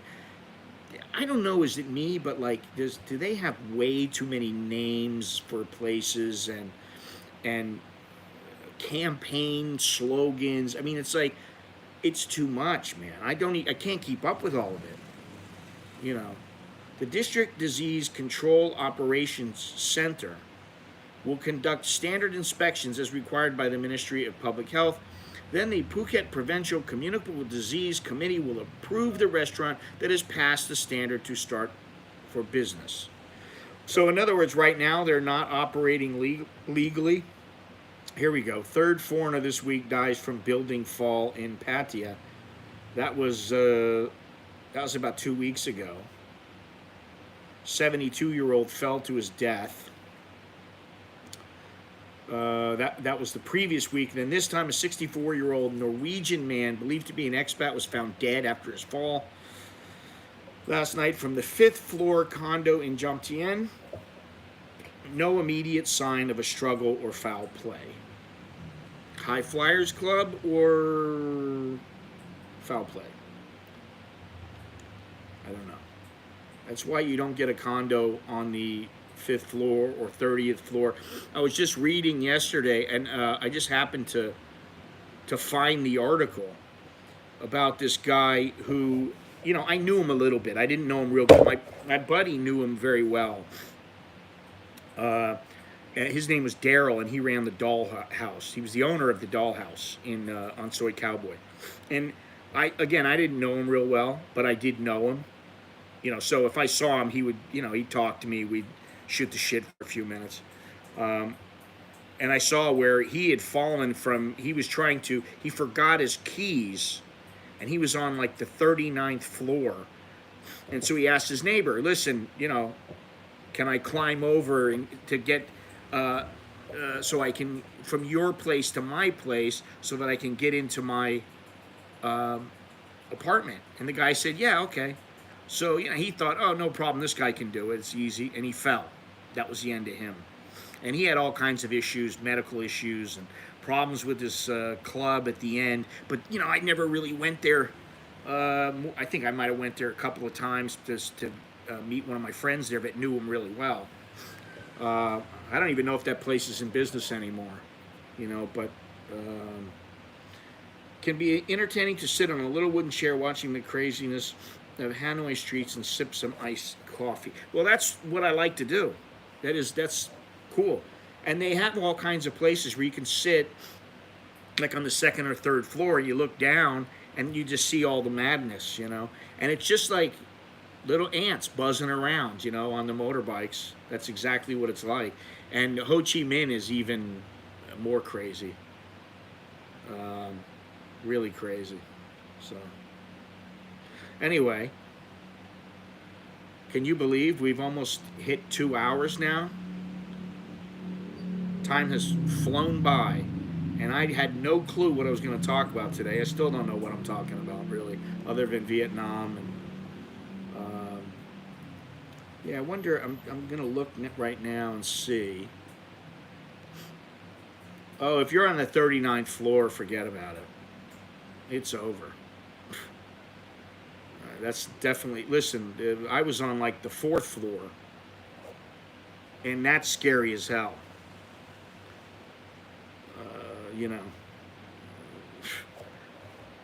So if you're on the 30-something floor, forget about it. You want to make sure that everything is copacetic. All right, so what did I do? I had this, oh, okay. Oh, it has to be a video, not live. Oh, live, sorry. Let's see if it'll work now.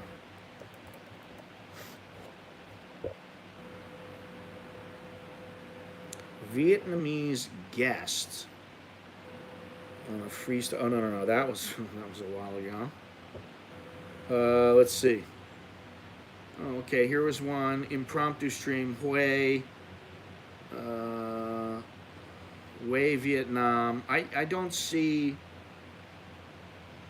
Hue was the place where they had the nightlife and I was drinking the beer.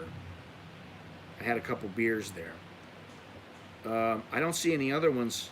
I see impromptu stream Ho Chi Minh for an hour. And then, yeah, that's about it. So, anyway, I'll see what I can come up with, and, you know, maybe I'll throw something up in the next day or two. If I find anything useful. It says here some of these are there must have been music playing in the background, because some of these they have copyright claims on them, which is probably why they're not up.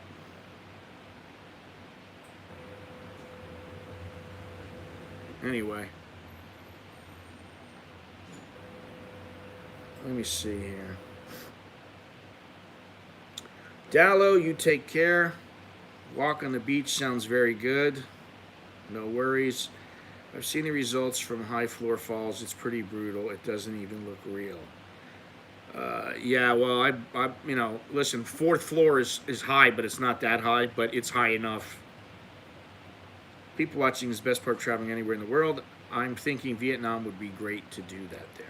Yeah, it is. It really is. It's a fantastic place, and it's a great place to walk around. You know, especially if you don't have a camera and you're not freaking people out. Because some people, I'd be walking around with the phone, and some people were like, they were scared. They didn't know what to expect, and then other people, they knew exactly what was going on. The Vietnamese seemed to really have it together when it came to social media, and they knew what was going on. They were pretty sharp about it. But you get some older people who, they basically they live within one block. They may walk right down the street or something to go see their friend, and that's about it. So it's a little bit different, but it's a great place to people watch. I brought up Indonesia. Indonesia can be a fantastic place, and I've always had great interaction with the people. Never really had I can't think of any time that anyone was rude to me or anything like that. It's always been a lot of fun.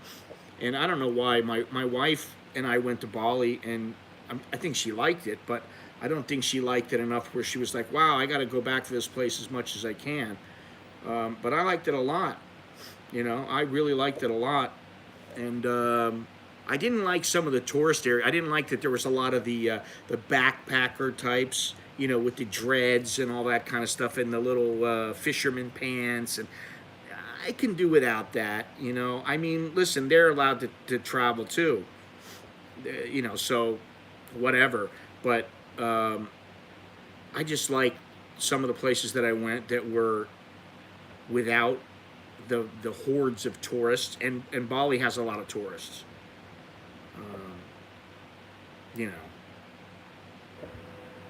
I love Indo. People are nice. Girls are hot. Traffic is horrific. Good food. Yeah, the food was good. The food was very good when we were there. Yeah, Indonesia. And then, one place that like Longhorns and I went, Cambodia, and we went and I think we had somebody drive us from Phnom Penh to Battambang and Battambang to Siem Reap. And that was pretty cool. We stopped alongside the road. We stopped at a lotus plantation, and we stopped at the little restaurant, and, that was really cool. And, no real tourists there. We stopped at the Crocodile Farm. They have a crocodile farm there also. In that crocodile farm, I found out later, it was pretty sad, but this is not a crocodile farm like the one in Thailand. It's quite a bit smaller. But they did have a little shop where they sold crocodile stuff, and then you go out and there's all these crocs, and there were some nasty ass crocs there. And then apparently at that same place, a couple of years after we went, some guy and his wife were there with their 2 kids. And one of the kids was like 3 years old and could barely walk. They turned their back for a second. The kid stumbled over, went to where the crocs were, and fell into the pit. And then that was the end of that. That was the end of the little kid. And very sad, but that's why you don't take your kids to crocodile farms. Unless you got a leash on them, a strong leather leash. Indonesia and Philippines are places I have not been. Indonesia, very cool place, and quite a bit different from place to place. But the people are always cool. That's a place I'd like to spend a lot of time with. Go with my wife, and spend, say, a month, 6 weeks there, and just hang out like on some little island. I mean, I just love that. The young folk in Vietnam will keep you with the trends around the world. Jakarta, yeah, that's another one. Here's a cool place to check out. I've heard good things about that place as well, Andy. There was a place that this girl told me about, and I really need to look it up. And it was like, she told me, she goes, listen, this is a place, they have 10 bungalows on the whole island. You use the seawater to flush the toilet. They don't turn on the electricity except for like 3 or 4 hours a day. And all of your food they catch all your food. And, there's one place to eat and that's it. And most people will never find this place. And she told me the name of it. And I don't remember the name of it now, but I'm sure I can find it if I really look, because I remember where she told me it was and all that. They have so many islands there that, you can always do that. So that's something I really wanted to do. And I would like to do that now, but, all right, do it for 3 days. After that, you probably go a little bit stir crazy. I don't know. You're on a deserted island, basically.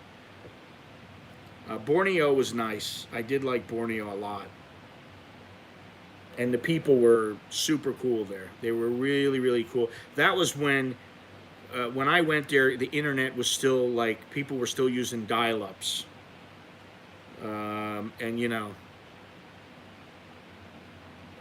So wasn't quite as easy to connect up. In fact, I had to connect up and send some stuff out like as soon as things were done with this particular fight. It was very, very hard to get the news out and get the information out because the internet was so slow. But I was lucky. This family, I just told them when I needed to use their internet, because they had an internet cafe, and they said, okay, no problem. You just tell us when every day, and we'll make sure that you can use it. And they were really, really cool. They went out of their way to make sure I was taken care of. So that was pretty cool. I went to, what was it, Kalimantan, and I don't remember the name of it, but I went to Kalimantan and then somewhere else that was a lot more isolated. So, yeah, there's plenty of places. There's lots of islands in the Philippines as well. Everybody thinks about the Philippines, and they think about Manila, and they think about Cebu, they think about AC Balibago, and Boracay, and those kind of places. But there are a lot of places, and so I do understand why a lot of people like to go there, and they like to stay there. But it's one of those things where I've been there many times, and there's still a lot to explore there. But right now, obviously, is not a great time. The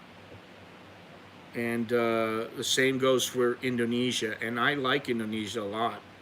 I think my wife would really like it there. She would like it because they got a lot of curry there. They serve a lot of little curry dishes. If that's what you want, you can get it very easily. So it's great, Yeah, Gennaro, get with the program, man. Stop staring at barista and start traveling. The barista are the icing on the cake.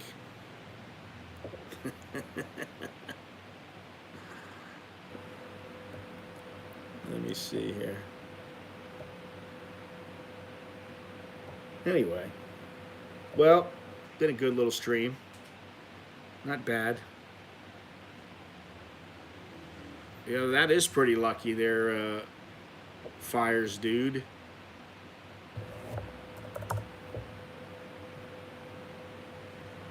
Doing it on somebody else's dime is always better. And I was kind of lucky because I got to do that, and basically everything was covered and then some. I made money because that's what I was doing. Now, okay, it's partially subsidized, you know what I mean, by viewers and stuff like that, but rarely does something completely cover everything like it used to. And then I go, wow, this was a fruitful trip. I got lucky that work sent me to India. It got me started into traveling. Yeah. I blame my parents because they took me to some places. They took me all over the United States, and then to the Caribbean. And then after the Caribbean, I was like, well, I started getting interested in places, and I wanted to go to Europe. And then I found out about Asia, and I wasn't ready to come to Asia because of the language barrier. I just thought, And my buddy, hey, thanks a lot, Robert. My buddy that I was in high school with went into the military, and he went to Clark Air Force Base, and he loved it. I mean, this is back in 1981, something like that. He just loved it. And, he was never the same. He was never the same. And I think that's the guy. Is he the one? No, I don't think he was the one. He's the friend of a guy. We used to hang out together. He's a Cuban guy. And we used to hang out together. And he was a friend of one of my friends that I just talked to briefly on the internet like a year or so ago. We both were like, "What's up, dude? Is this who I think it is? Yes, it is. Oh, wow." So yeah, General, get with the program, man. You can do it. And I'm here to tell you, it does. Listen, you don't all. I actually prefer to mix up the kind of hotels you stay at. Once in a while, it's okay to stay in little rat holes, because sometimes you don't have a choice. Like when I went to Myanmar, the hotel was it was just very, very basic. It was a bed, a nightstand, and a light, and then the bathroom, and in the bathroom, and a little place to hang your clothes. And in the bathroom, there was no hot water. They had to bring you hot water for your shower. It was what they did was they filled up a milk, one of those big milk containers. They filled that up with hot water, and they would ask me, "Do you need one or two?" And I would say, "Could you please do two?" And they would give me two every night. And I would be exhausted because that trip was exhausting. That was a grueling trip because I did a lot of walking, a lot more than I do now. And I was walking from 8 o'clock in the morning to 6 o'clock, 8 o'clock at night. And by the time they came in, they'd give me that hot water, and I'd just pour it over me. And the dirt would you just see all this black dirt coming off of me from walking around and being so dusty and dirty there. I might head over to Cambodia after Thailand. Depends on how long I stay in Thailand. If you have the opportunity, Andy, I would go. You could just go to Phnom Penh. You could go to Sihanoukville. You can go to Battambang. You can go to Siem Reap. Longhorns and I went to a place, and we went.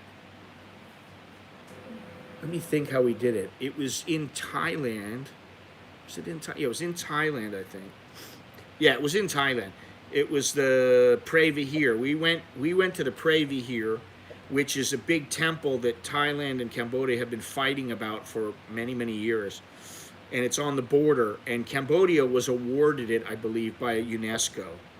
But Thailand still believes they have a right to it. And so they don't trust each other, so they have these guards, like with cannons and stuff on the border.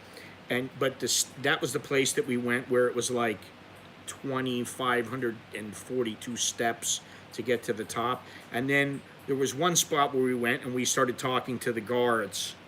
And, the guards let us sit there and kind of look. And they showed us, they had the hell you call them, the telescope. And they let us look through and see on the Cambodian side what the Cambodians were doing. It was interesting, As long as no bed bugs and mold, I'm not too picky. Yeah, listen, there's something to be said. I can't remember the place I went in Singapore, and my boss goes, "Listen, we're staying at this one place." It was either the Sheraton or the Marriott, where they have these beds with the thread count is phenomenal, and they have this quilt, and the bed is so comfortable. He goes, "We're going there because I want to sleep on that bed." And I said, "Okay, whatever, up to you. You're the one, you're paying." So we went there and stayed there, and, there's something to be said about staying in a 5-star hotel that has the most comfortable bed, as opposed to staying on one that's got a little mattress on top of some bamboo, and you know, you wake up in the morning and if you have a good night's sleep, it doesn't really matter. But something about that one particular bed with the mattress that was probably one of the best nights sleep I've ever had. It's like you sink into the bed, you disappear, and you're just like, oh, this is so comfortable. We were driving up from southern Thailand late at night and wanted to stop for the night. We were having trouble finding a place. Eventually, we found a dive in Samut Songkram. Our room had the stereotypical broken flashing neon light sign on the balcony. Found it amusing. Yeah. Well, that's what I mean. Like sometimes you find these places. I'm telling you, the place that I had in Myanmar, I'll never forget that place. It was so cool, and there were no cars. There were motorcycles, but no cars, because it's I don't remember. It's like a national World Heritage Site or something, UNESCO World Heritage, or I forget what it's an archaeological site. That's what they consider it. And so you have to pay when you go on because it's a national park. And so they don't drive cars around; they just drive motorcycles. And it was so cool. They're still driving around with. Well, if you saw the one video that I made where I said, what did I say? I said, I don't know where we're going, but. And I was complaining about it. My ass was hurting because we were bouncing up and down so much. And that was like one of those tillers. The guy was driving one of those things, and there was like 8 people in the back, all squished together on this. They had this little thin rail, and that's how I was getting around there. That's how I got to where I had to go. He took me instead of walking. I was able to go with him. I was lucky. But yeah, that was a lot of fun. That place was phenomenal, though, that little hotel, and it was cheap. It was like $10 a night or some $15 a night. In Asia, yep, fingers crossed, no unforeseen issues. Yeah, don't even think about that. I don't even think you're going to need to check into a hotel on the 5th or 6th day, Andy. I don't think you're going to need to. Hey, Bo, do you know about that? Bo? Do people have to check in on the 5th or 6th to a night for their shot, or their test, rather? They don't have to? Or you don't know? Anyway. Yeah, I don't think you're gonna have to. I honestly think they're still figuring it out, and you're just gonna have to get a test. And I don't know how they'll do that, but you might just have a couple of times where you're a little bit like, all right, so now what's going to happen? I'm not sure, and then you might have to wait around for a couple of hours. But other than that, you should be fine. JRD, where have you been? There's casinos. There have been casinos in Cambodia for a long time. But they are not like casinos like you think, as in the Western sense. They're a little bit different. And you don't want to go, if you're going to go to one, go to the one in Phnom Penh. Don't go to the one on the border of, like, what is it, Poi Phet? Or, the hell was the name of that other place? You don't want to go to that one, really. Poi Phet and, was it Trot or Tron? I think it's Trot, let me see. I always get mixed up.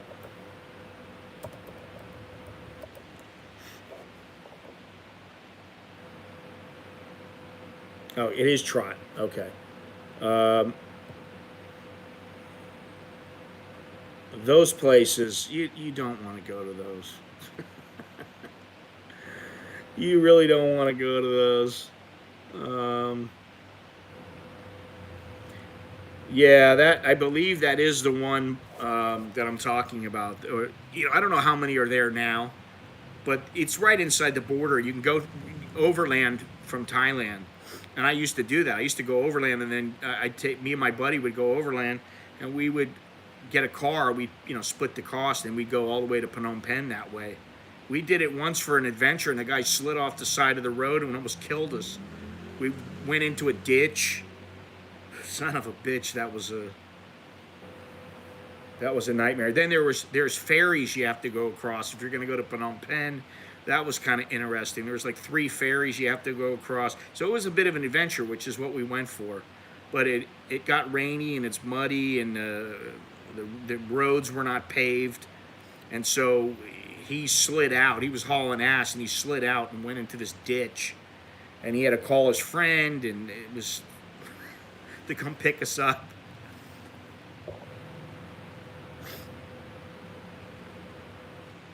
Yeah, I don't know what they're gonna do, Andy. It'll be interesting. You're the guinea pig. Well, I think my lives are all about. They're about done now, Gennaro. You know, between the motorcycle accidents and the falling and like the car accidents. Vietnam has one in Da Nang. No charm. Ho Cham. Or no charm. Yeah, for me, I don't really care about them aside from, it's just being a lively area. Myanmar, there's a casino in Myanmar up on the border of China. You got to be careful up in that area if you're allowed to even go. It depends. Right now, obviously, you're not allowed to go, but there are places up there that with permits you can get up into those areas of the country. And the one place was Ma something. I can't remember the name of it. Ma Long, or let me see.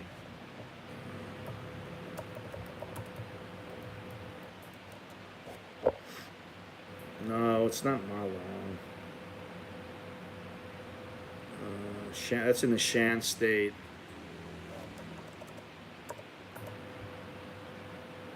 Where is it?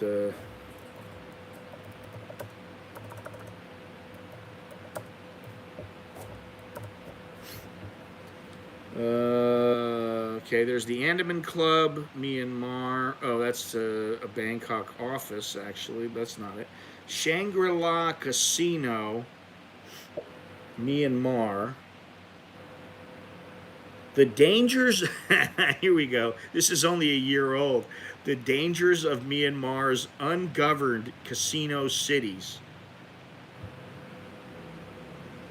There are a lot of casinos in Myanmar. Is this the one right here? I need to talk to Nanda, by the way. If I haven't talked to him in a while. Yeah, I don't know where it is, but...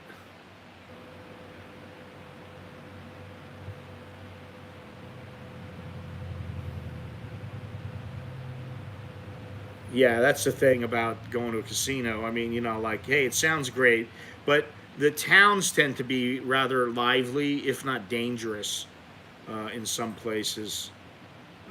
So,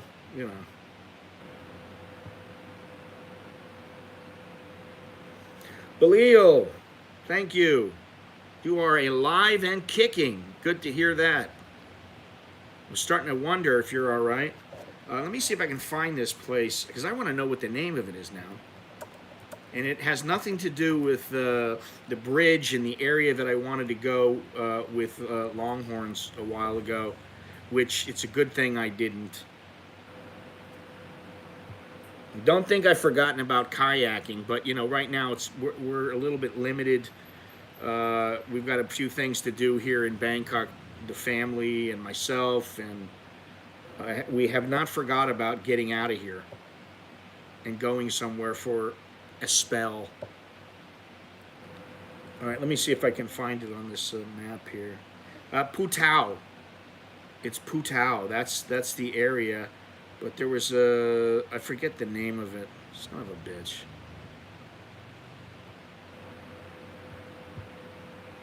I know it was a nasty area, though. It's not a place that you're going to see a lot of foreigners at all. It's not a place where you're going to see, some guy from the U.S. with his little laptop bag and his little elephant fisherman pants, and you know, that's not the kind of place you're going to see him. This place, Mongla, that's what it's called. I just thought of it. Let's see. Let me make sure. Mongla, Myanmar.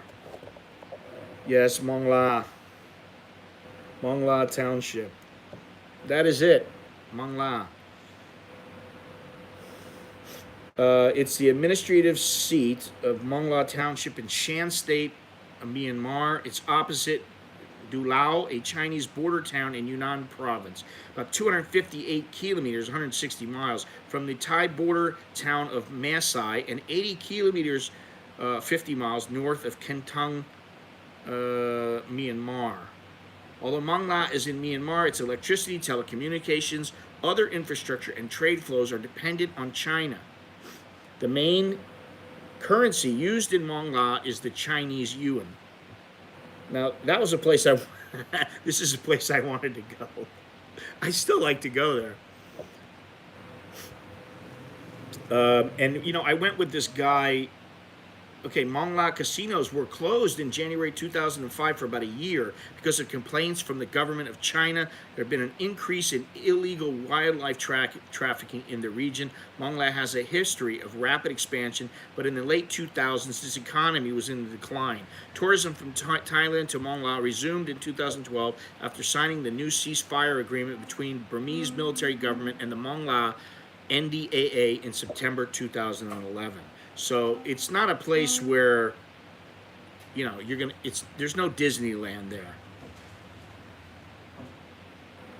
But I did want to go there, and it was very difficult to get allowed there. But when I went up to northern Myanmar, I met this guy. I don't remember what his name was, but he was I think he was a French guy, and he was cool.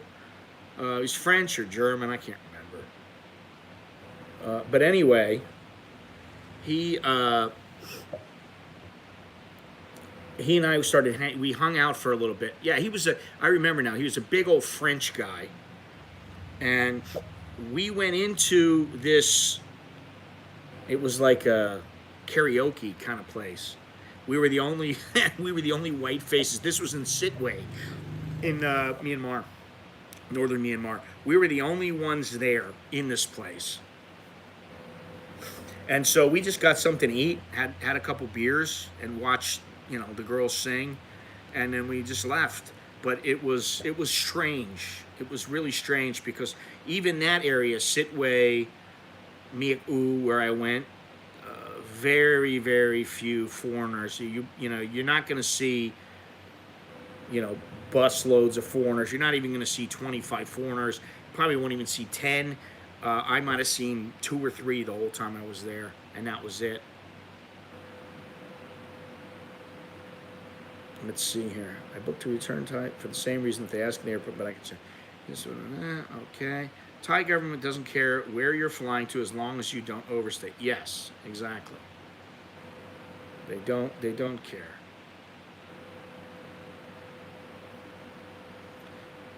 Anyway, that was an interesting trip. So I don't know how we got on all this. The casinos. I would just be very careful if you're going to a border town in Cambodia or Myanmar or China or Vietnam. Be very careful because those areas tend to be quite lively, you know. Like, you know, if somebody beats the hell out of you, and they take maybe you got $200 in your pocket. They beat the hell out of you. What are you gonna do? You know, there's no embassy there. There's very few people that speak English, and so, you know, it pays to be extremely careful. And I did get that opinion in Sitwe. The thing with Sitwe was that I didn't feel it was all that dangerous, except when I went to that nightclub. Then when we were walking around, it was like really, there was no street lights, there was nothing going on, and we were walking around just going, you know, if I had been walking around alone, I might have been like, well, I got to make sure I go the right way because I don't want to end up in some place and then, you know, with any luck, the people would be like, come drink with us. Come on, let's go. Or buy me a beer. And okay, here you go. And that would be it. But, you know, you just have to be careful. No recourse. That's what I mean, though. It's not like somebody cracks you over the head. And, you know, that's how, that in the old days, that's how people got shanghaied, you know. They went somewhere. They didn't really know anybody. They're kind of naive. Somebody cracks them over the head. Next thing you know, they're on their way to Shanghai.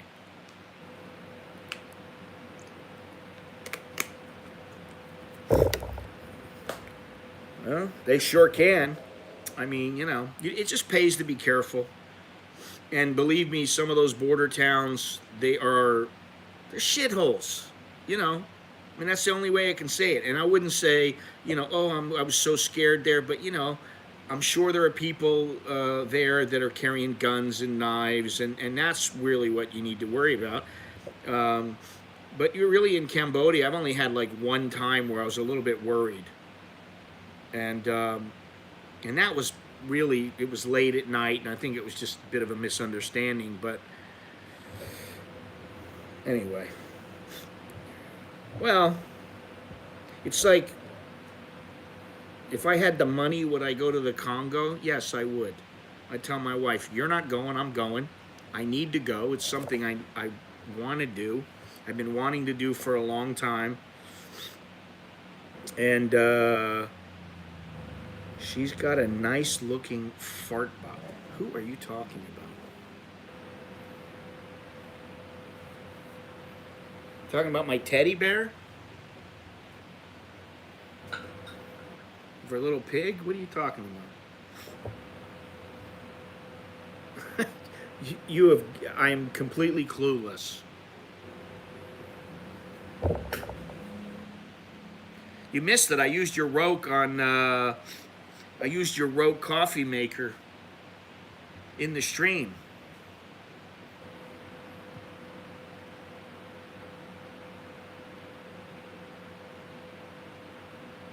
Off the top rope, out of nowhere. She's got a nice looking fart. I prefer not to think about it as a fart box. When it comes to the bunghole, this is how I know we're at the end of the stream, but it comes to the bunghole, Longhorns has a way with words. Do you know where the word bunghole comes from? I've already said this once in the stream, so if anybody is watching that has been watching for a long time, they might remember or they might not. But the bunghole, the word bunghole, is a plug for a oil drum. So the bunghole is the hole on the top of the oil barrel or whatever barrel it's for, chemical barrel. You know, the 55-gallon drums. There's two holes. There's a big one and a little one. I guess you could change that and just call it a fart box if you're Longhorns. Something about a well-kept bunghole on a cute lady. Ugh. Cambodia seems fairly safe from all reports. Just got to be travel smart like everywhere else. It is, Andy. Late at night in certain areas, if you're not careful, you know, just like anywhere else, you know. But really in the city, like in Phnom Penh, probably not going to have any problems, you know. I've never had any problems with the Vietnamese people in the many years of going there, but I never let my guard down and I always show respect. Yeah. I think that helps.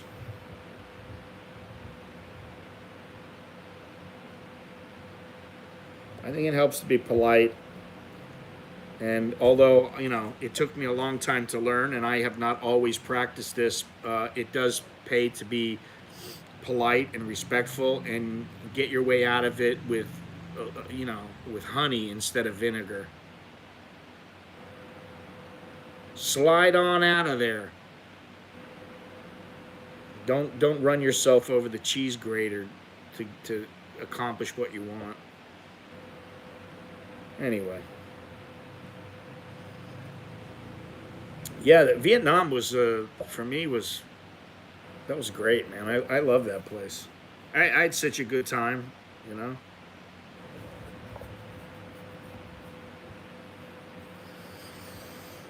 How do you relax in an environment like that?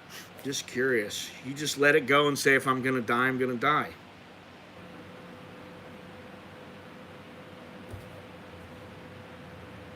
Well, a suppository seemed like a tip of a crayon, oil in solid form, opens up the bunghole to flow freely again.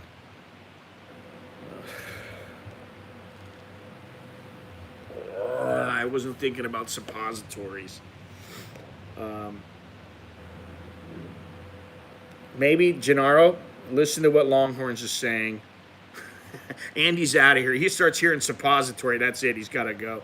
Andy, take care. We'll talk to you later. Gennaro, how do you relax in an environment like that? Well, you use a suppository.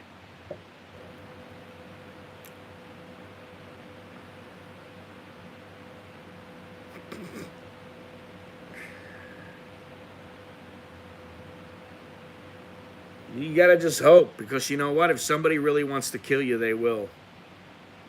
You know what I'm saying? If they really want to, they will. They want to get you, they're gonna get you. So what are you gonna do? And most of the time, people are too busy doing their own thing than to worry about you. You know? And that's what I find in Thailand. If you're not in a tourist area, if you're in some area like I'm in, they don't care. They're busy living their lives. They don't care about me. Now, if I'm in some place, and depends on where in Pattaya, of course, Pattaya, Phuket, Chiang Mai, or even in Bangkok, and, it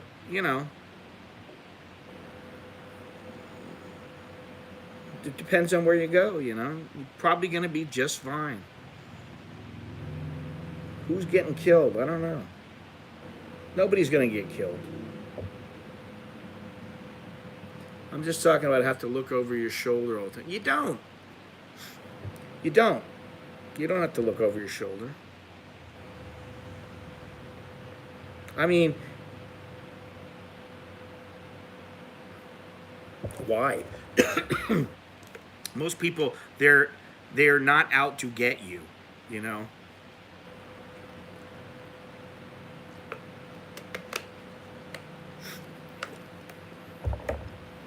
Maybe Joe Ferrari is going to end up getting it, but I don't think so. That would be something if they did. Somewhere like Colombia, yes, look over your shoulder. Yeah, I mean, I've been to Colombia, and I was a little worried, and I went to one place in particular that was a bit dodgy, but it wasn't that bad. Really, I mean, when I think about it now, I'm like, and I went to Nicaragua, which there were a couple places that were dodgy there. In Guyana, man, I mean, I was like, I got picked up. I didn't know the guy. He's driving me down the road, and I'm like, where am I going, man? I looked around. There's no lights, and I'm like, look at this place, And I was like, but then I just said, you know what? Just chill, man. Like, probably okay. And they put me up in this hotel, and it was all right. It wasn't fantastic, but it was a big place. And I got treated very well. And then before I knew it, it was like everybody in the hotel knew that, I was the only white guy, like, in the whole country that I saw. And, they knew I was the guy there, that I was one of the only guys there that was a foreigner. There were two other guys, and one guy was Cuban and one guy was Colombian.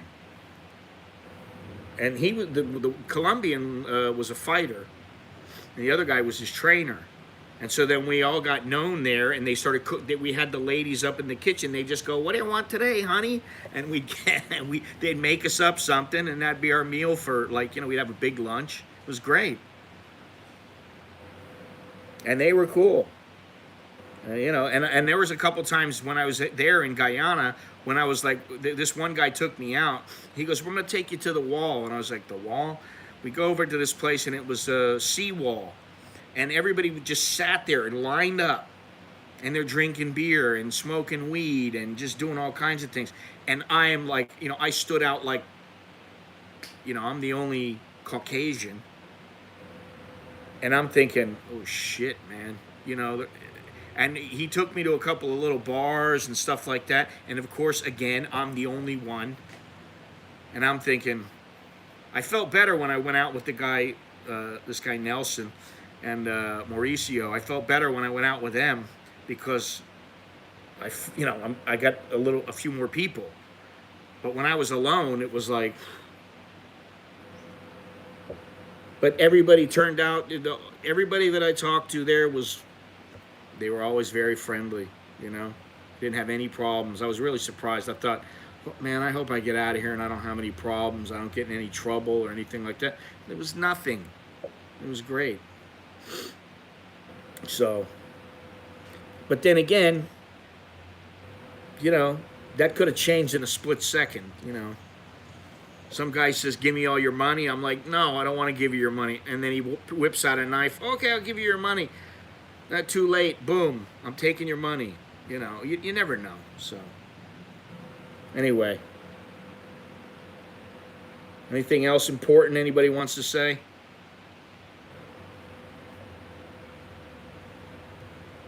Thank you all for joining me. Appreciate it. And please do not forget to leave a thumbs up. And hit that subscribe button. Hit the notification bell if you don't mind. That'd be great too. That way you get notified. Jim, take it easy. You have no idea when you're getting over here yet? Or what? And then look down in the description if you want to get a hold of me or whatever. Everything's down there in the description. So yeah. Longhorns, go back to bed or watch your Virginian or Virginian or whatever it's called and Bonanza and Gunsmoke. Get back to your show. Mid-March. Okay. Well, maybe Andy will still be here. Anyway, thanks again, guys. 10:09. Oh, it's too early for you now?